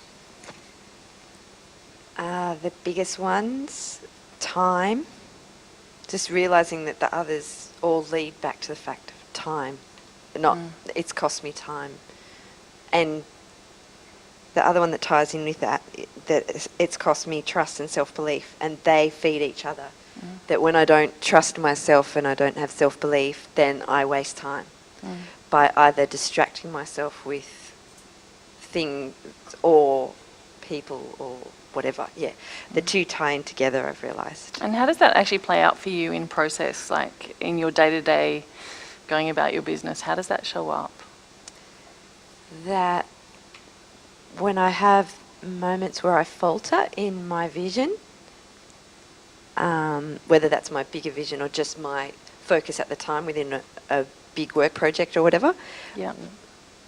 Like, sure, there are moments when I need time out, but I've also noticed there are times where I waver on the vision, and so then I seek out people to have a moment with them to gain some energy. Yeah. Like, I have a little bit of a chat because I'm a supporter, but I've also noticed that the thing that will get me back there is just to remind myself, what's the vision, what's the focus, what's the intention and the outcome. Yeah, like you and Roy were saying before, if I can remind myself of that, then it takes me less time than having a quick chat with someone and then going, oh, okay, I'm going to get back to my task now, and getting refreshed that way. I can just more instantly refresh myself, and I've only just realised that by saying that. So I'm just curious, you know, that if you to just close your eyes just for a sec, Tash, and just, can you remember a specific time where you were on task, on focus, and where you had one of those moments where you suddenly went off somewhere else? And it's just like just now, just seeing it like a movie and just winding the cameras back, just frame by frame, just to the moment just before the impulse arose to actually leave. And just winding it back just the frame before. And it's like, what was the feeling that was there in that moment? What was that feeling?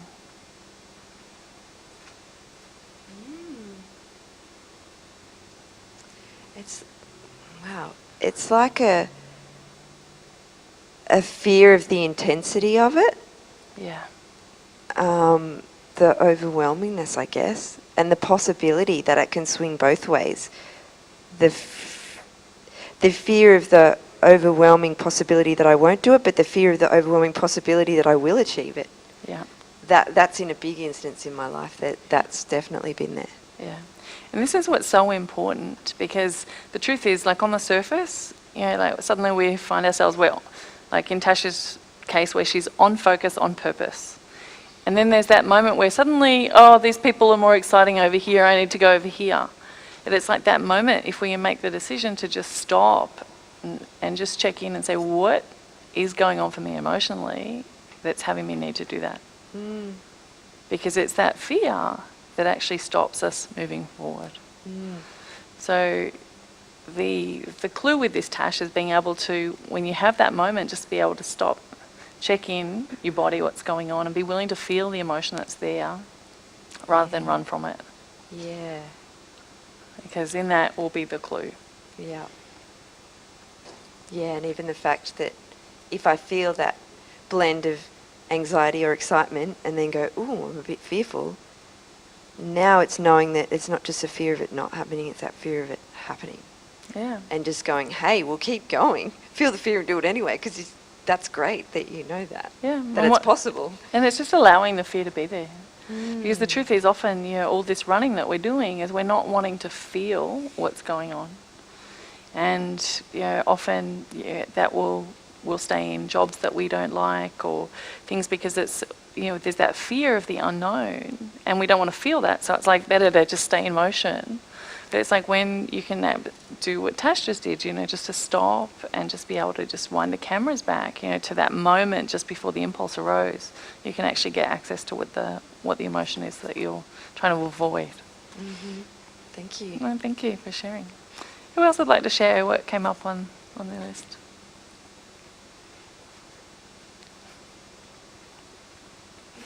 Sean's going bright red here and he's going, I can... It looks like you're heating up back there, Sean. Go on, Tash, hand it back. What's going on? Come on, man. I suppose my points where I tend to shut down is around the fire station.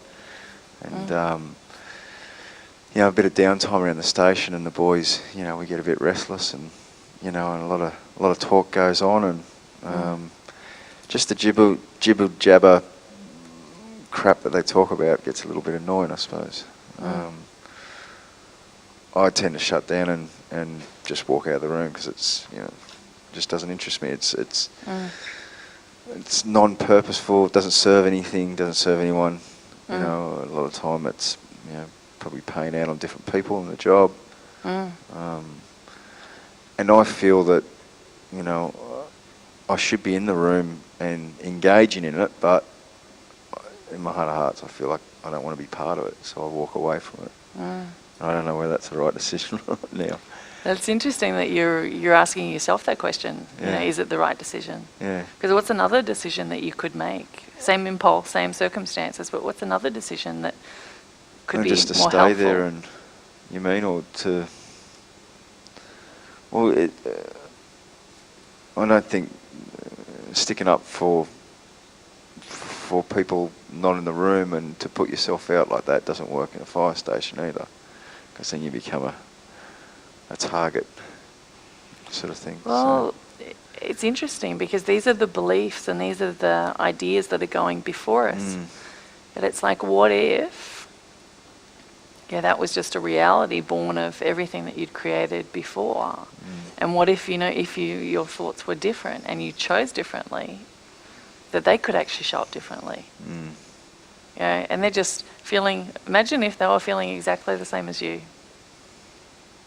That they don't like that backbiting and bitching and inside they're feeling sick to their stomach that they're actually participating in it themselves. That it's like they're feeling that they're needing just to be a part of the group. Well, a lot of it probably is like that. But. And it's like that moment of decision where you have a choice of whether you can stand in your truth. And in love, not in judgment, but just be willing to speak your truth. Well, that's sort of happened before. It doesn't go down that well, I suppose. But. And it's being willing to look at that too, because that's what's happened before in the past, again, bringing it present into the future. Well, into the present. So it's like that fear of the past being recreated in the future. And then we miss the moment that's here. Because it's like there's a moment sometimes, where we can just open our heart and open our being. And there'll be words that will just come and you'll just say the words and they'll be the perfect words. And it's just like trusting that part of yourself that knows. Because that part of you that's walking away, it feels like, it's knowing that that's not, it doesn't feel right. And it's not about making them wrong either. No. One thing that one of our mentors has been sharing with us on a regular basis is her whole thing is around A Course in Miracles. And Roy's been studying it in a lot of detail. And it's really just coming to the point where we're all innocent. We're all innocent. So it's like, whenever a judgment arises, for us about another person, it's just like being willing just to say, we're all innocent. Because what often happens for me, when I start judging other people, then I feel bad, because it's like I'm judging myself for making the judgment. So it's like this cycle of judgment. Whereas if we can just stop it and be willing to really decide to just be this light that we are, and just, we are all innocent, and see them as that, and be willing to speak the truth, in a loving way. I had it said once, that it's like something that's spoken in truth, just, it leaves a clean ash, because it's, there's a resonance of it. Like, even if sometimes people won't, if they're not willing to interact with it, they'll hear it at a deeper level when it comes from a place of just truth speaking to truth. Yeah. And, they'll reflect on that. And we had a situation in our office this week where there was just a moment with someone in the office, and this particular person, responded to something that I'd said, and in a way that was like, well, like, I'm over it and out of here, and it was just like, when I just checked in, it's like, it's so not personal.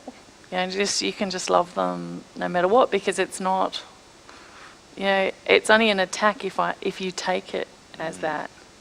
So, when you can just hold the space and just love them through that. And then today we just had the most beautiful conversation, and this person said, like, I'm really sorry, for what happened the other day, and it's all clear. But it's like, if I'd got on a position about that, and it's like, how dare she speak to me like that, like, or that energy, if you took it as an attack, and often I would have in the past too. So it's like being willing just to really just be freshly there, and give them permission to be freshly there too. And what you find, I'll be interested to see what happens, Sean, over time, because as you change your way as you stop judging them, and judging yourself probably for judging them, it'll be interesting to see if it falls away. Because it's just like, when you are the light, light attracts light. And then, that's not light, it just falls away. Interesting. Thank you. Thank you. Who else would like to share something that was on their list? Yeah, Loy. Okay. The most important thing, I suppose, was sticking with my belief that I can continue with my ideas that I've been thinking of for the last few years, I'd say, and actually making them work into reality. That was a very big sticking point. And like Tesh said, the other thing was the loss was time. Time was a big factor. And we always think about time, but not in that type of sense. We think of it as just wake up in the morning, do your own thing, and then come back and all over again. But time is more important than just do the everyday thing. Your daily chore, like they say. Go to work, come back, be with the kids, and so time was a big factor. But sticking with my my belief that I can make my ideas work and become into reality. And it actually made me more stronger and younger in a certain way. Beautiful. Yeah. And freer. Yeah. Yes, it has. Very cool. I mean, I share the thoughts with Sean because I do work in the building industry, and I do share his thought and what we see every day. But no, I don't.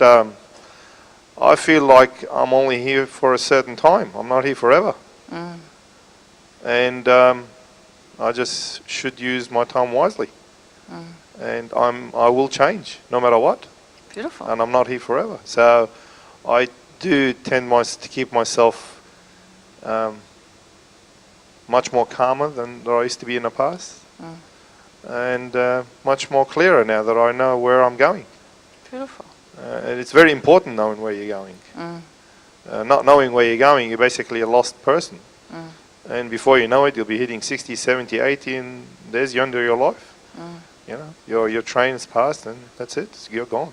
Absolutely. So it's very, very important. If you are allowed to get that far. Yes, that's true. That's Yeah. true. And finding it, it's an unfortunate finding it at an age I'm in, but it's not unfortunate that I have found it finally.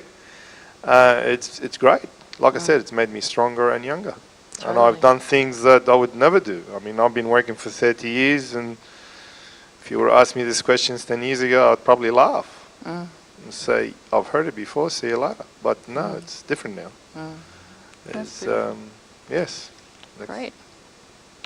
Thank you. Well, that's perfect because, let's give a hand. Because that leads into what we're going to do now. So just put your pages down for a sec, stand up, shake your body out, get a little bit loose. Get the legs moving, get the energy flowing.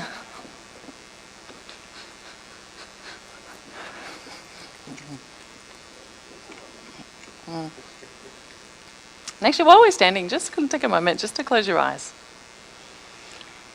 And just to become present. Yeah, just if there were some new decisions, that you were going to make, just around those moment-to-moment things. If you're going to really consciously choose, how you're going to be. If you're going to consciously choose, how you're going to see yourself. What are the things that you're going to say to yourself? If you're to consciously choose, how you're going to be and interact with others. Just what would that be like? And if you're going to decide freshly, just how you would see the world, what you would believe about the world. What would you believe?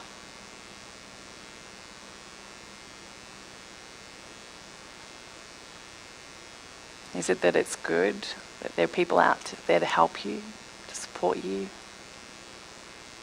that the universe will deliver everything that you need? Like, what are the beliefs that you would decide to have as part of your reality? What are you going to decide about how money flows to you, how opportunities flow to you, how many opportunities are even out there? What are you going to choose? It's like we have this opportunity called life, this magical experience where we're here on the planet. And it's just like being a kid in a candy store. It's like we can create anything that we want. We can have anything that we want. We can experience anything that we want. So what is it that you want to experience? What is it that you want to have? And what are the belief systems and the ways of being that are going to create this for you?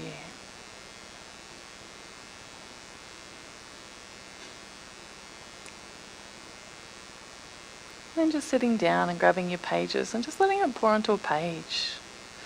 What are the things, that you're going to decide differently about how you see yourself, how you talk to yourself, how you're going to be with others,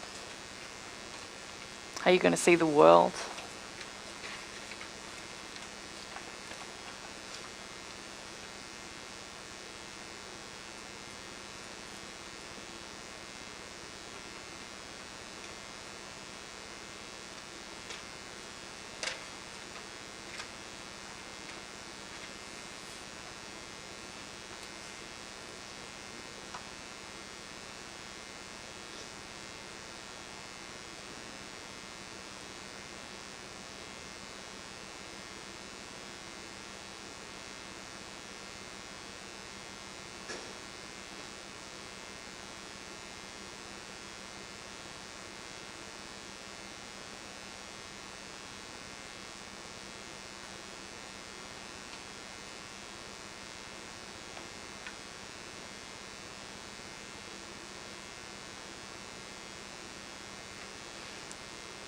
And just as you write these things, just noticing and just checking in, if you to live from this place, what does it feel like?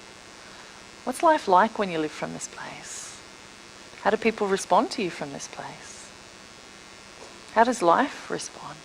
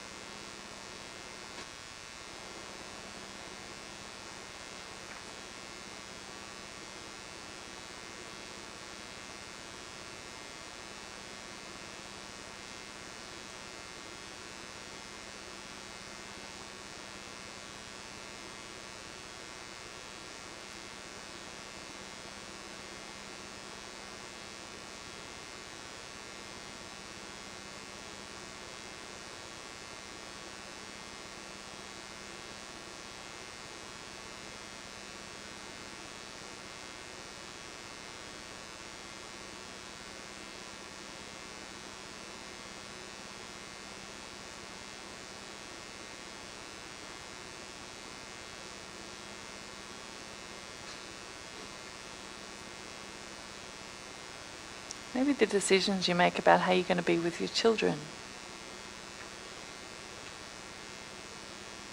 How you're going to open your heart. Maybe about building some bridges, mending some relationships.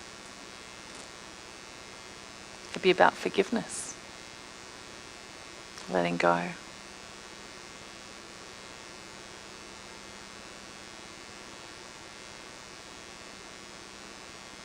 Might even just be allowing other people to be as they are, however that shows up.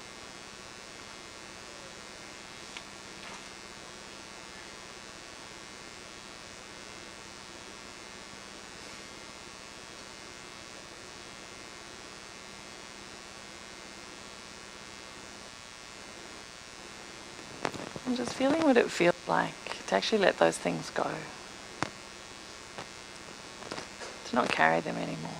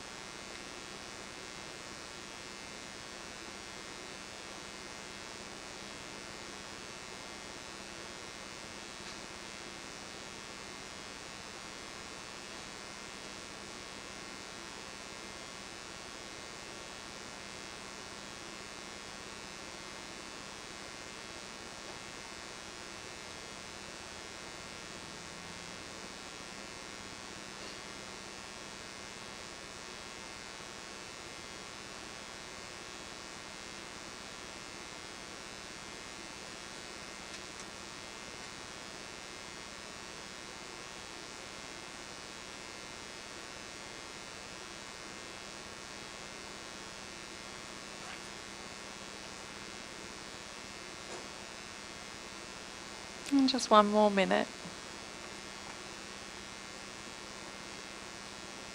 Knowing that you can make fresh decisions at any time.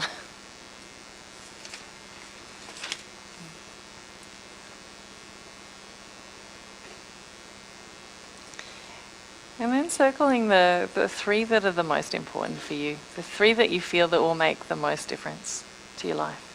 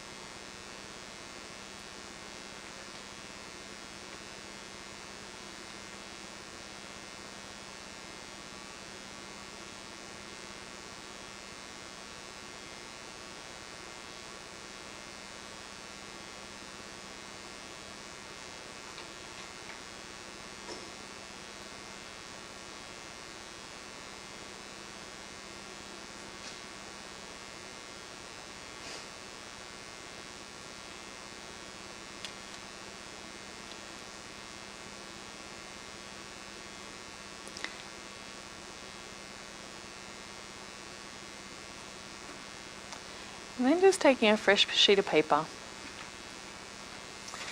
And then just writing at the top of that sheet of paper, what's the best that could happen? If I implemented these decisions, what's the best that could happen?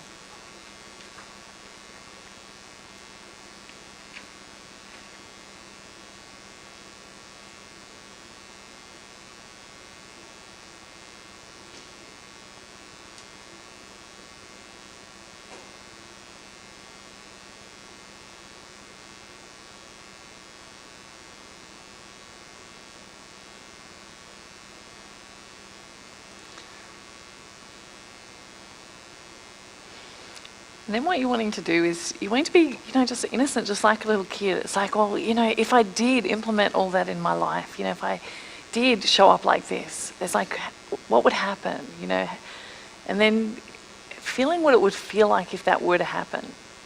And then just asking yourself again, well, if that happened, then what's the best that could happen? And then if that happened, then what's the best that could happen? So it's like a stacking effect. So it just gets better and better and better. So it's just like asking yourself, just what's the best that could happen if I implemented these decisions in my life? And then just feeling what it feels like, just getting a sense of how people would react to you, how your children would be with you, how free you'd feel in yourself. And then if you felt free in yourself and your children were responding differently, how would that make you feel? And so on and so on.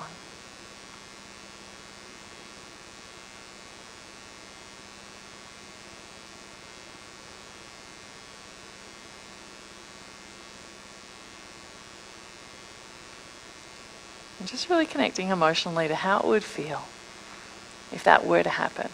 And if that happened, what's the best that could happen then? And if that happened, what's the best that could happen?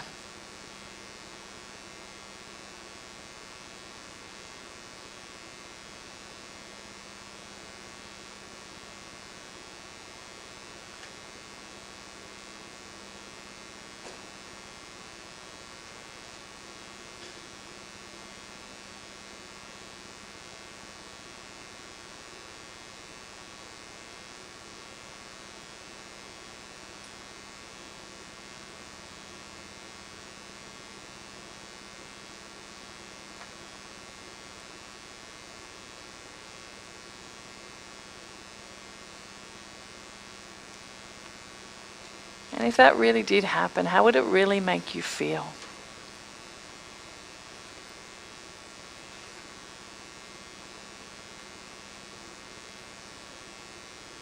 And if you felt that way, what's the best that could happen then?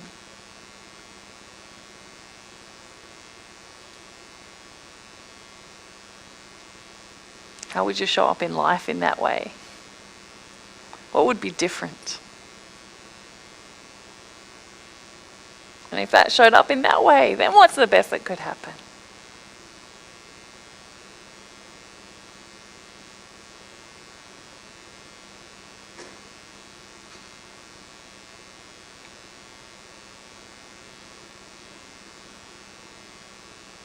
And then if all of that happened, how would that make you feel?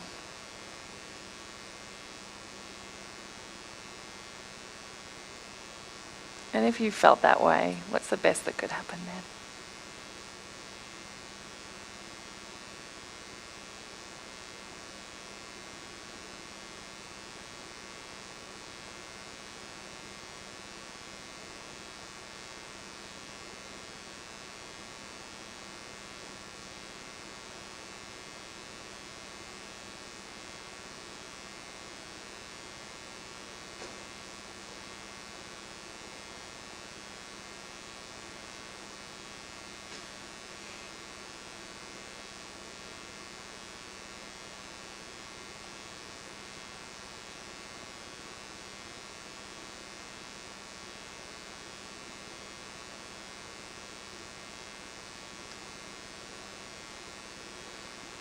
One more minute.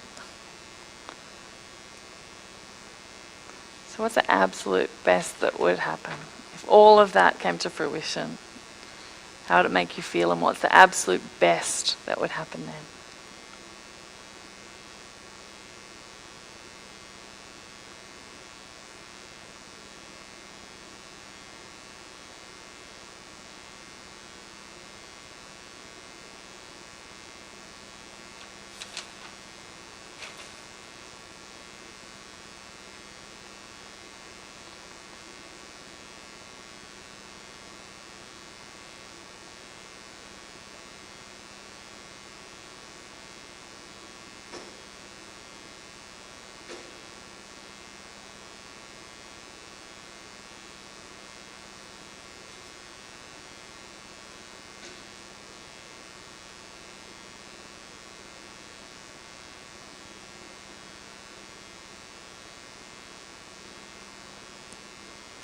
So finishing off.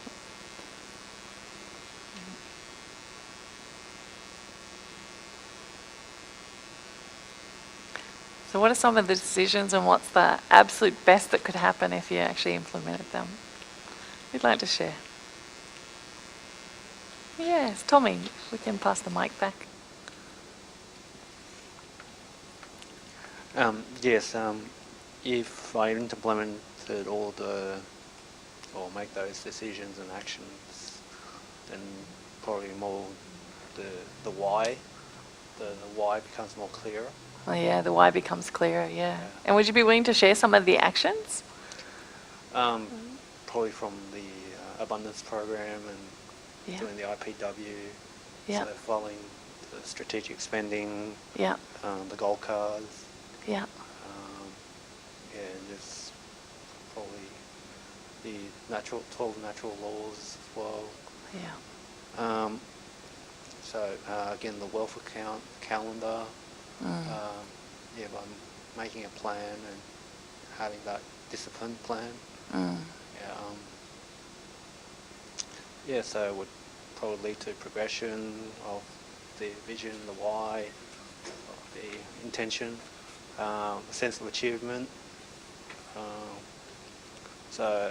And if you stack it all up, keep going, I think that would be pretty awesome.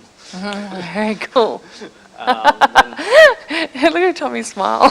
And then it'll lead Tommy, to, you've got to show them your smile. Everyone turn around.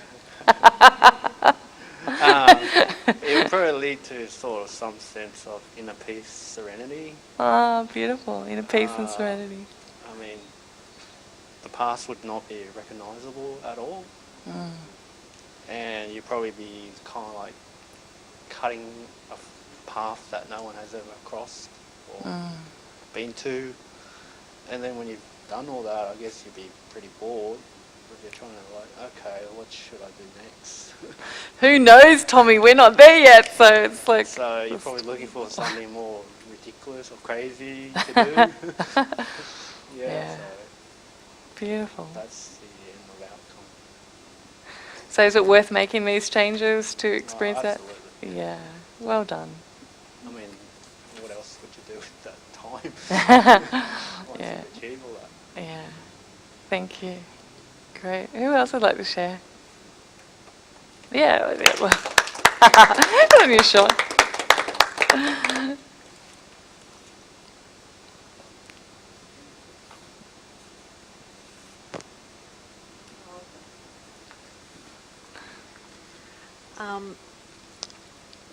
The whole thing that I came up with was from the very beginning when you said, what kind of person are you when you interact with other people? And I tend to shut down. Yeah. And I don't let anyone in. As soon as I know that I've been judged or the atmosphere is not friendly, I shut down. I don't let people in. And I know that's not positive. Yeah. And Zsolti, would you be able to just turn that mic up just a little bit? I just don't know if the people live streaming might be able to hear. Thanks. And I tend to get disappointed. I get upset because I know that I'm not in the moment. And when I know that I'm not in the moment, I know that I've lost opportunity. Yeah. And then I used to get upset with myself. So I sleepless nights, trying to be different and be positive. Now, just by doing this exercise of, closing your eyes and what would you want your life to be, what would you say to yourself? That was a real eye-opener for me. And that sort of led me to think, what would I tell myself?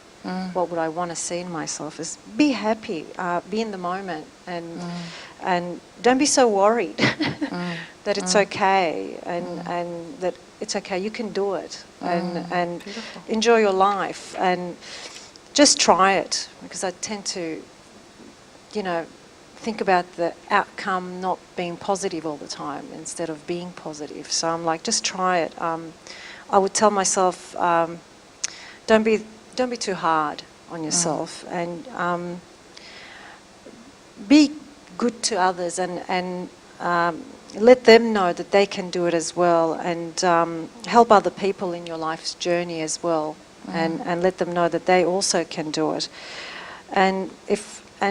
just give myself a pat on the back, really, something that would stand out more is be more patient with others and be more forgiving, and also big thing would be, the best thing that could happen, it will big weight will be lifted off my shoulders, really. And the better thing that can happen is that I could be happy, and better than that I'll be successful, I'll be fulfilled, I'll enjoy my life, and more than that was people will be happy to see me and be around me, and top that off is be on the top of the world. So that's me. Awesome. Thank you.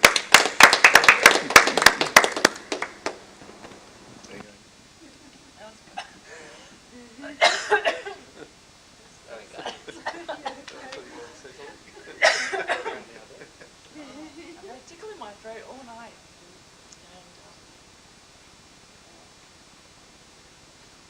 No, it's so beautiful. Yeah, just what you shared. Because it's something that is so powerful when we can just realise just how we've been creating what we've been creating. I've always been shutting down, being in the negative, and what I would like for myself is to be positive and what I can achieve. We'll just pass the mic back at you. Sorry. That's right. We'll bring it back. Women, we never finished. Well, like I was saying, that, it's always, majority of the time, I'm focusing on the negative rather than the positive. Yeah. And if I could live the life that I want to, and just, I think just by being happy and being forgiving and accepting, and just like you said, just let it go, what happened to you with the person, and you could have held it, and that I usually do. So it sort of kicks in as well. You're not happy, then you think about your decision, and sleepless nights come in, and then you're trying to be positive, and it's a vicious circle, and I would just, with just closing my eyes and being outside of that circle, looking in my own life, that was a big eye-opener. I never really saw it that way until now, so that's been a big boost, I think. I think I'll be leaving here a lot more, less weight on my shoulders, because I'm always hunching as well, so it's like, it's gone a bit, so Beautiful. It's good. And the thing that this is these moment-by-moment decisions. So it's like from every moment now that you've had that conscious realisation that you've been creating that, you've got that fresh choice to choose differently. Yes. And sometimes, you might choose the outcome, that's going to bring you a more positive. And I think you're for your absolutely thing. right that it's your attitude. If you're expecting positive energy around you, I think things just fall into place. And if they don't, if you're not judging everybody around you, thinking that they're judging you, I think it'll be a lot more, easy around you. And I mean, when I first met you, you were so happy and welcoming, and I just didn't feel that. So, there was no shutdown. And I think if I could reflect what you had, will be great. And the truth is, we're all this. We're all just a reflection. So, So I reflected what you reflected to me, I guess. Yeah. So I could do the same around people around me. So that's why I was saying, if I'm happy, I mean, people would rather be around a happy person than a sad and depressed. Absolutely. And there's times And you don't realise you are that way until you step out of the circle and you're looking down at yourself, that you're seeing you're constantly Absolutely. being feared. You're in fear of being judged and failing and Yeah. So that's what you put out there, and of course Yeah. that's what's got to come back. Yeah. And when you're choosing differently, then even if judgment's coming your way, and you can just open and say, well, we're all innocent. Then When you put it that way, it seems so easy, and Yeah. it's like, well, why haven't I all this time? Yeah. It's more difficult to be negative than it is Yeah. to be positive, I think. But Yeah, I've got someone in my life at the moment who's in so much judgment around me, and sometimes I think that, like I know on some level, she loves me, and there's a lot of judgment coming, and it's like I just love her. Yeah. You know, and whatever's coming, you know, I love her, and no matter what she says, I love her. I need to Yeah. be more like that, I think. And it's, Just well, the thing accepting is, you know, people a for friend what of they mine are. Yeah. once said that it's, you know, when you don't forgive someone, it's like taking a glass of poison and drinking it and expecting that they'll die. Yeah, it's like you are actually killing yourself. Well, you know, like I said, when I shut down, I know that I'm not positive, and then when I'm not positive, I'm not in the moment because I'm preoccupied and I'm missing all the little things that I could be looking at and enjoying, or missed opportunities. And so then I realise that, then I get upset. I think at night it keeps me up. So it's just, you know, so This is good. stepping out of the circle. We're going to change that. Yeah. Oh, thank you, Renita. Thank you. Alrighty. And then we'll finish with Adrian. That's all right. Mine's going to be fairly short and sweet because it's we're getting towards the end of the night. But one of the decisions I was referring to just back, I don't know whether anyone's read the 5 love languages. I think it's been on the recommended list for a while. But basically, I've just written here, you know, enjoying speaking Rachel's love language with ease and making her love tank full and mine becoming full in the process. So that's just a simple decision. Love is a decision. It always comes back to that. And I guess just the final outcome is, I guess, more of a sense of, and I think someone touched on it earlier about serenity and just being by, you know, the end day, you know, looking at last dying breaths, effectively, you know, I'm completely satisfied having lived a full, long and rich life, knowing that I've achieved all I've wanted to achieve and that my legacy lives beyond me for generations. So that was my Beautiful. end state as such. Oh, thanks, Adrian. That's beautiful. Give him a clap. Thank you. Very good. Well, good. So how spectacular is that? That's beautiful. That's good. Let's give Katrina a big clap. It's beautiful. So a lot of value in that. So you've got some very important decisions there and maybe some tools to use. And what I'd ask you to do is reflect on what you've learned tonight. And it's one thing to be intellectualise this and just get it. And Katrina and I, when we were getting together about our intention, she raised that issue around really it's all about not the doing but who you're being. Is the beingness the implementation of this and coming from you. Like wealth is never, abundance is never going towards it to try and find it. It's you've got to come from an abundant place and then you always get it. When you're looking and searching and looking for the Holy Grail, you just keep searching forever.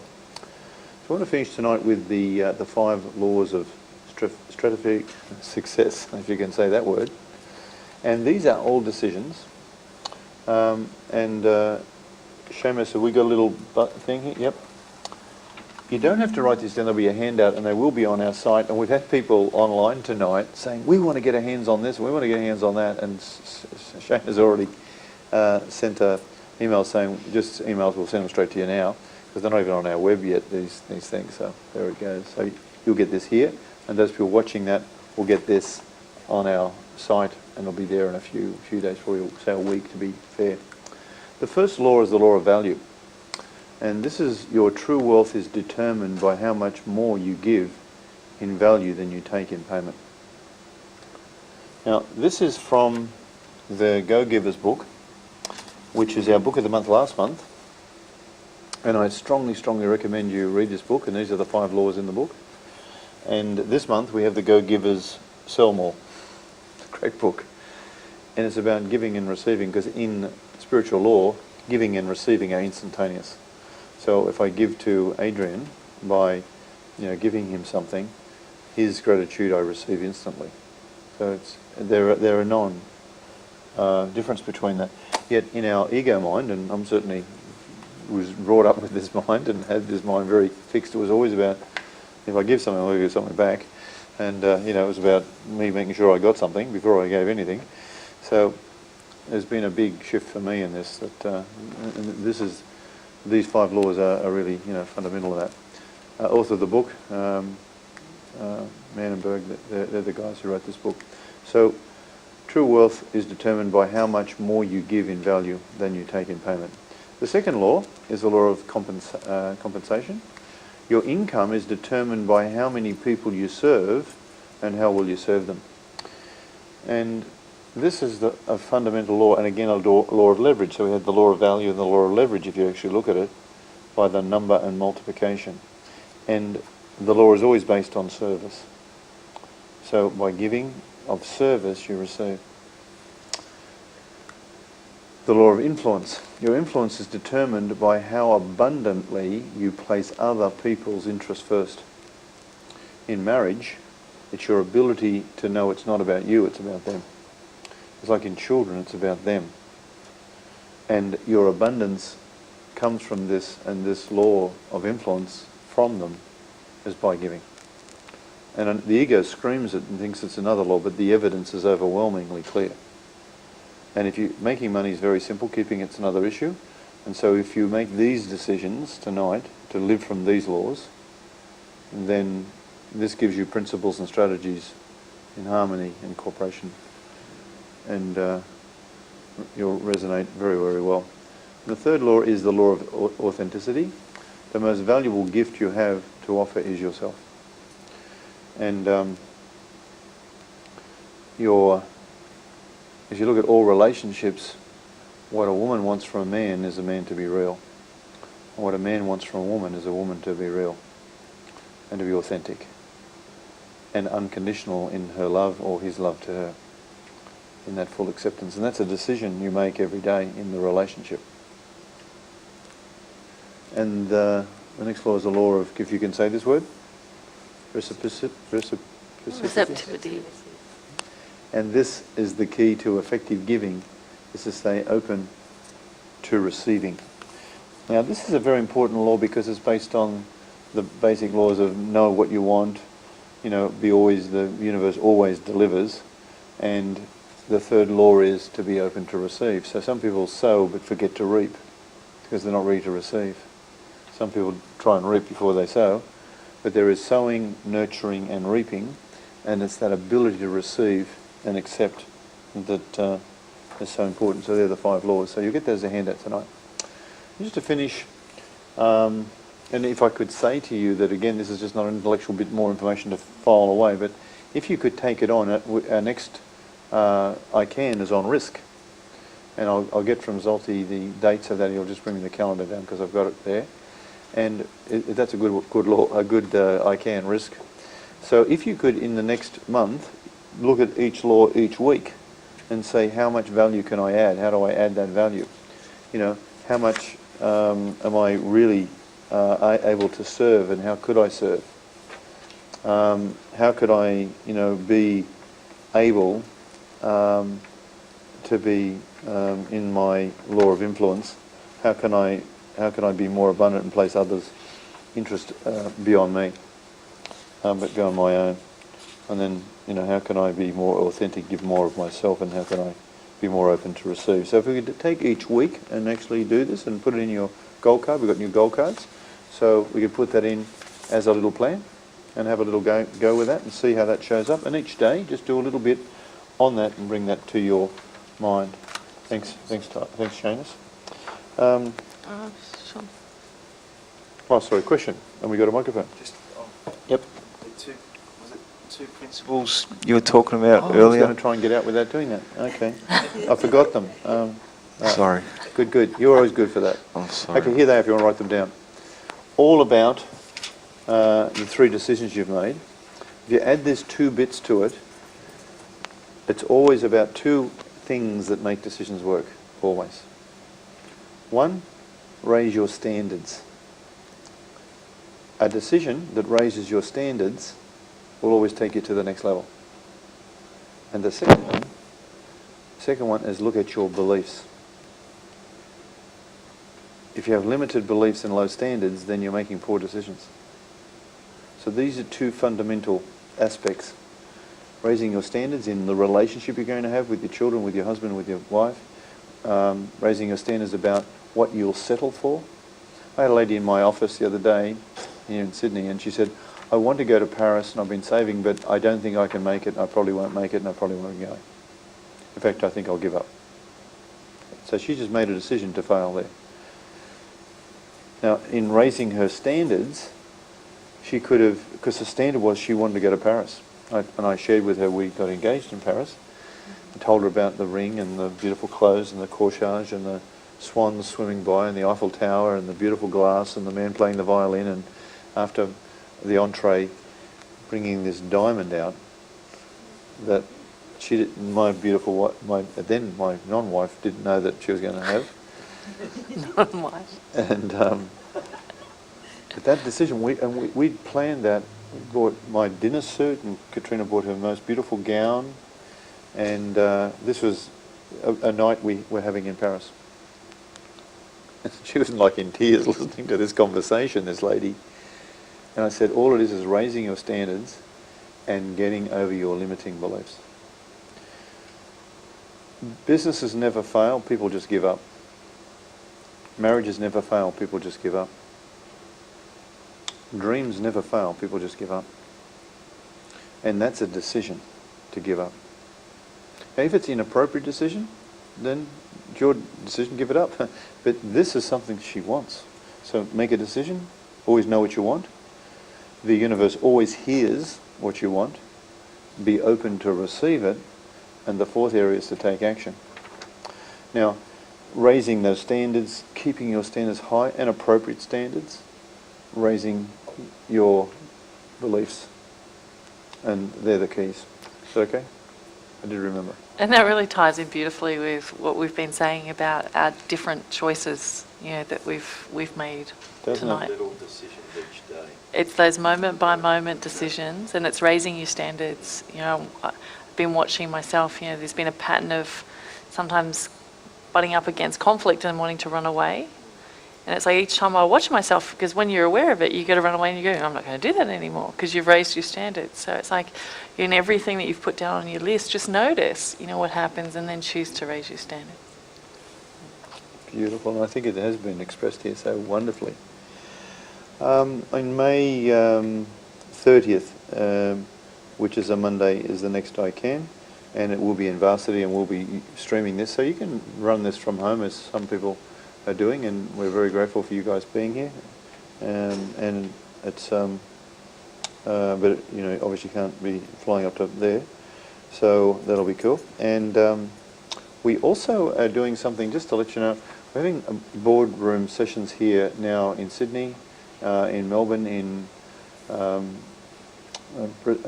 Varsity, Gold Coast. In fact, we've already booked out all of those, and Sunshine Coast has just been booked out as well. So they're fully booked tomorrow and right through. But we'll be doing another one on the 16th of May. And what they are, they're little sessions, and there's two types. There's one for what we call grads, and there's non-grads. So we have a non-grad session and we have a grad session. And we do it like a couple of hours, and we go through these little boards sessions. It's just part of our giving, and it's part of helping people retake themselves to another level. So if you're interested in those, you'll see them come up online, and they get booked very quickly. So that's for tonight. Remember the book, and of course we have a new goal card, and your little card inside. And if you've fallen out of habit with this, just get back in a habit. Every month, new card. And these are the most powerful little bits of, they're worth their weight in gold. Unfortunately, they don't weigh enough. They're worth their weight in platinum, but they're worth their weight in diamonds, and they're worth their weight in everything. This is the most valuable system. So make sure you get that. Let's finish with a couple of quick best things. Just whiz it around quickly. Best thing for tonight? That reflection, that self-reflection about decision making. Beautiful. Let's give her a clap. Well done. Adrian, best thing? Just seeing everyone else's decisions and seeing different points of view, and yeah. Good. It's great to observe, isn't it? Good. Let's not clap everyone. Let's do it real quick. I'm still awake and full of energy at this time of the night. It's amazing. Because you've got at 5 o'clock being a builder. I think also the reflection was an eye-opener. That's great. Well done. Probably making better, more effective decisions. Yeah. Good work, Johnny. Thank you. Making decisions straight away, not procrastinating. Action, yep. So many. Just the whole open to it all, and yeah, the moment, the lots of moment decisions, those little things, I think is massive. And raising the standards in those simple little processes that just go under the radar, and really give consideration to, and raising the standards and lifting the bar up on those things. So yeah. Beautiful. Done your best thing? My best thing is just been lovely, just sharing with everybody, and just because we're all the same, and we're all on this journey together, and it's like as we make new decisions, it's like the changes. I saw this once where they were saying the little decisions that you make and the little changes that you make may be like this now, but over time and over the years will be like this. And so I think that when you take some time just to be still and just to reflect on what is the truth of how we've been showing up, and what have we been deciding unconsciously or consciously, and just the gift in knowing that we can choose freshly and experience the magic of that over time. So I feel that's exciting. So just lovely sharing that with you guys tonight. So thank you. Great. My best thing is that Zolty came and helped us here. He did last night. He's coming tomorrow as well. And Shane did some great work today. And I'm really grateful that you guys came, and we got so many people on the Ustream streaming. This is really great technology. We can see this in their home, and they're talking to us and doing all this stuff. And thank you for the contribution, and particularly Katrina's session. That I see huge value and a great shift, and it's really, really wonderful. And of course, my best thing is Katrina came, and I didn't even know she was coming till I think yesterday, which was such a beautiful thing. So let's give Katrina a big clap. She's coming to help us tomorrow on the board.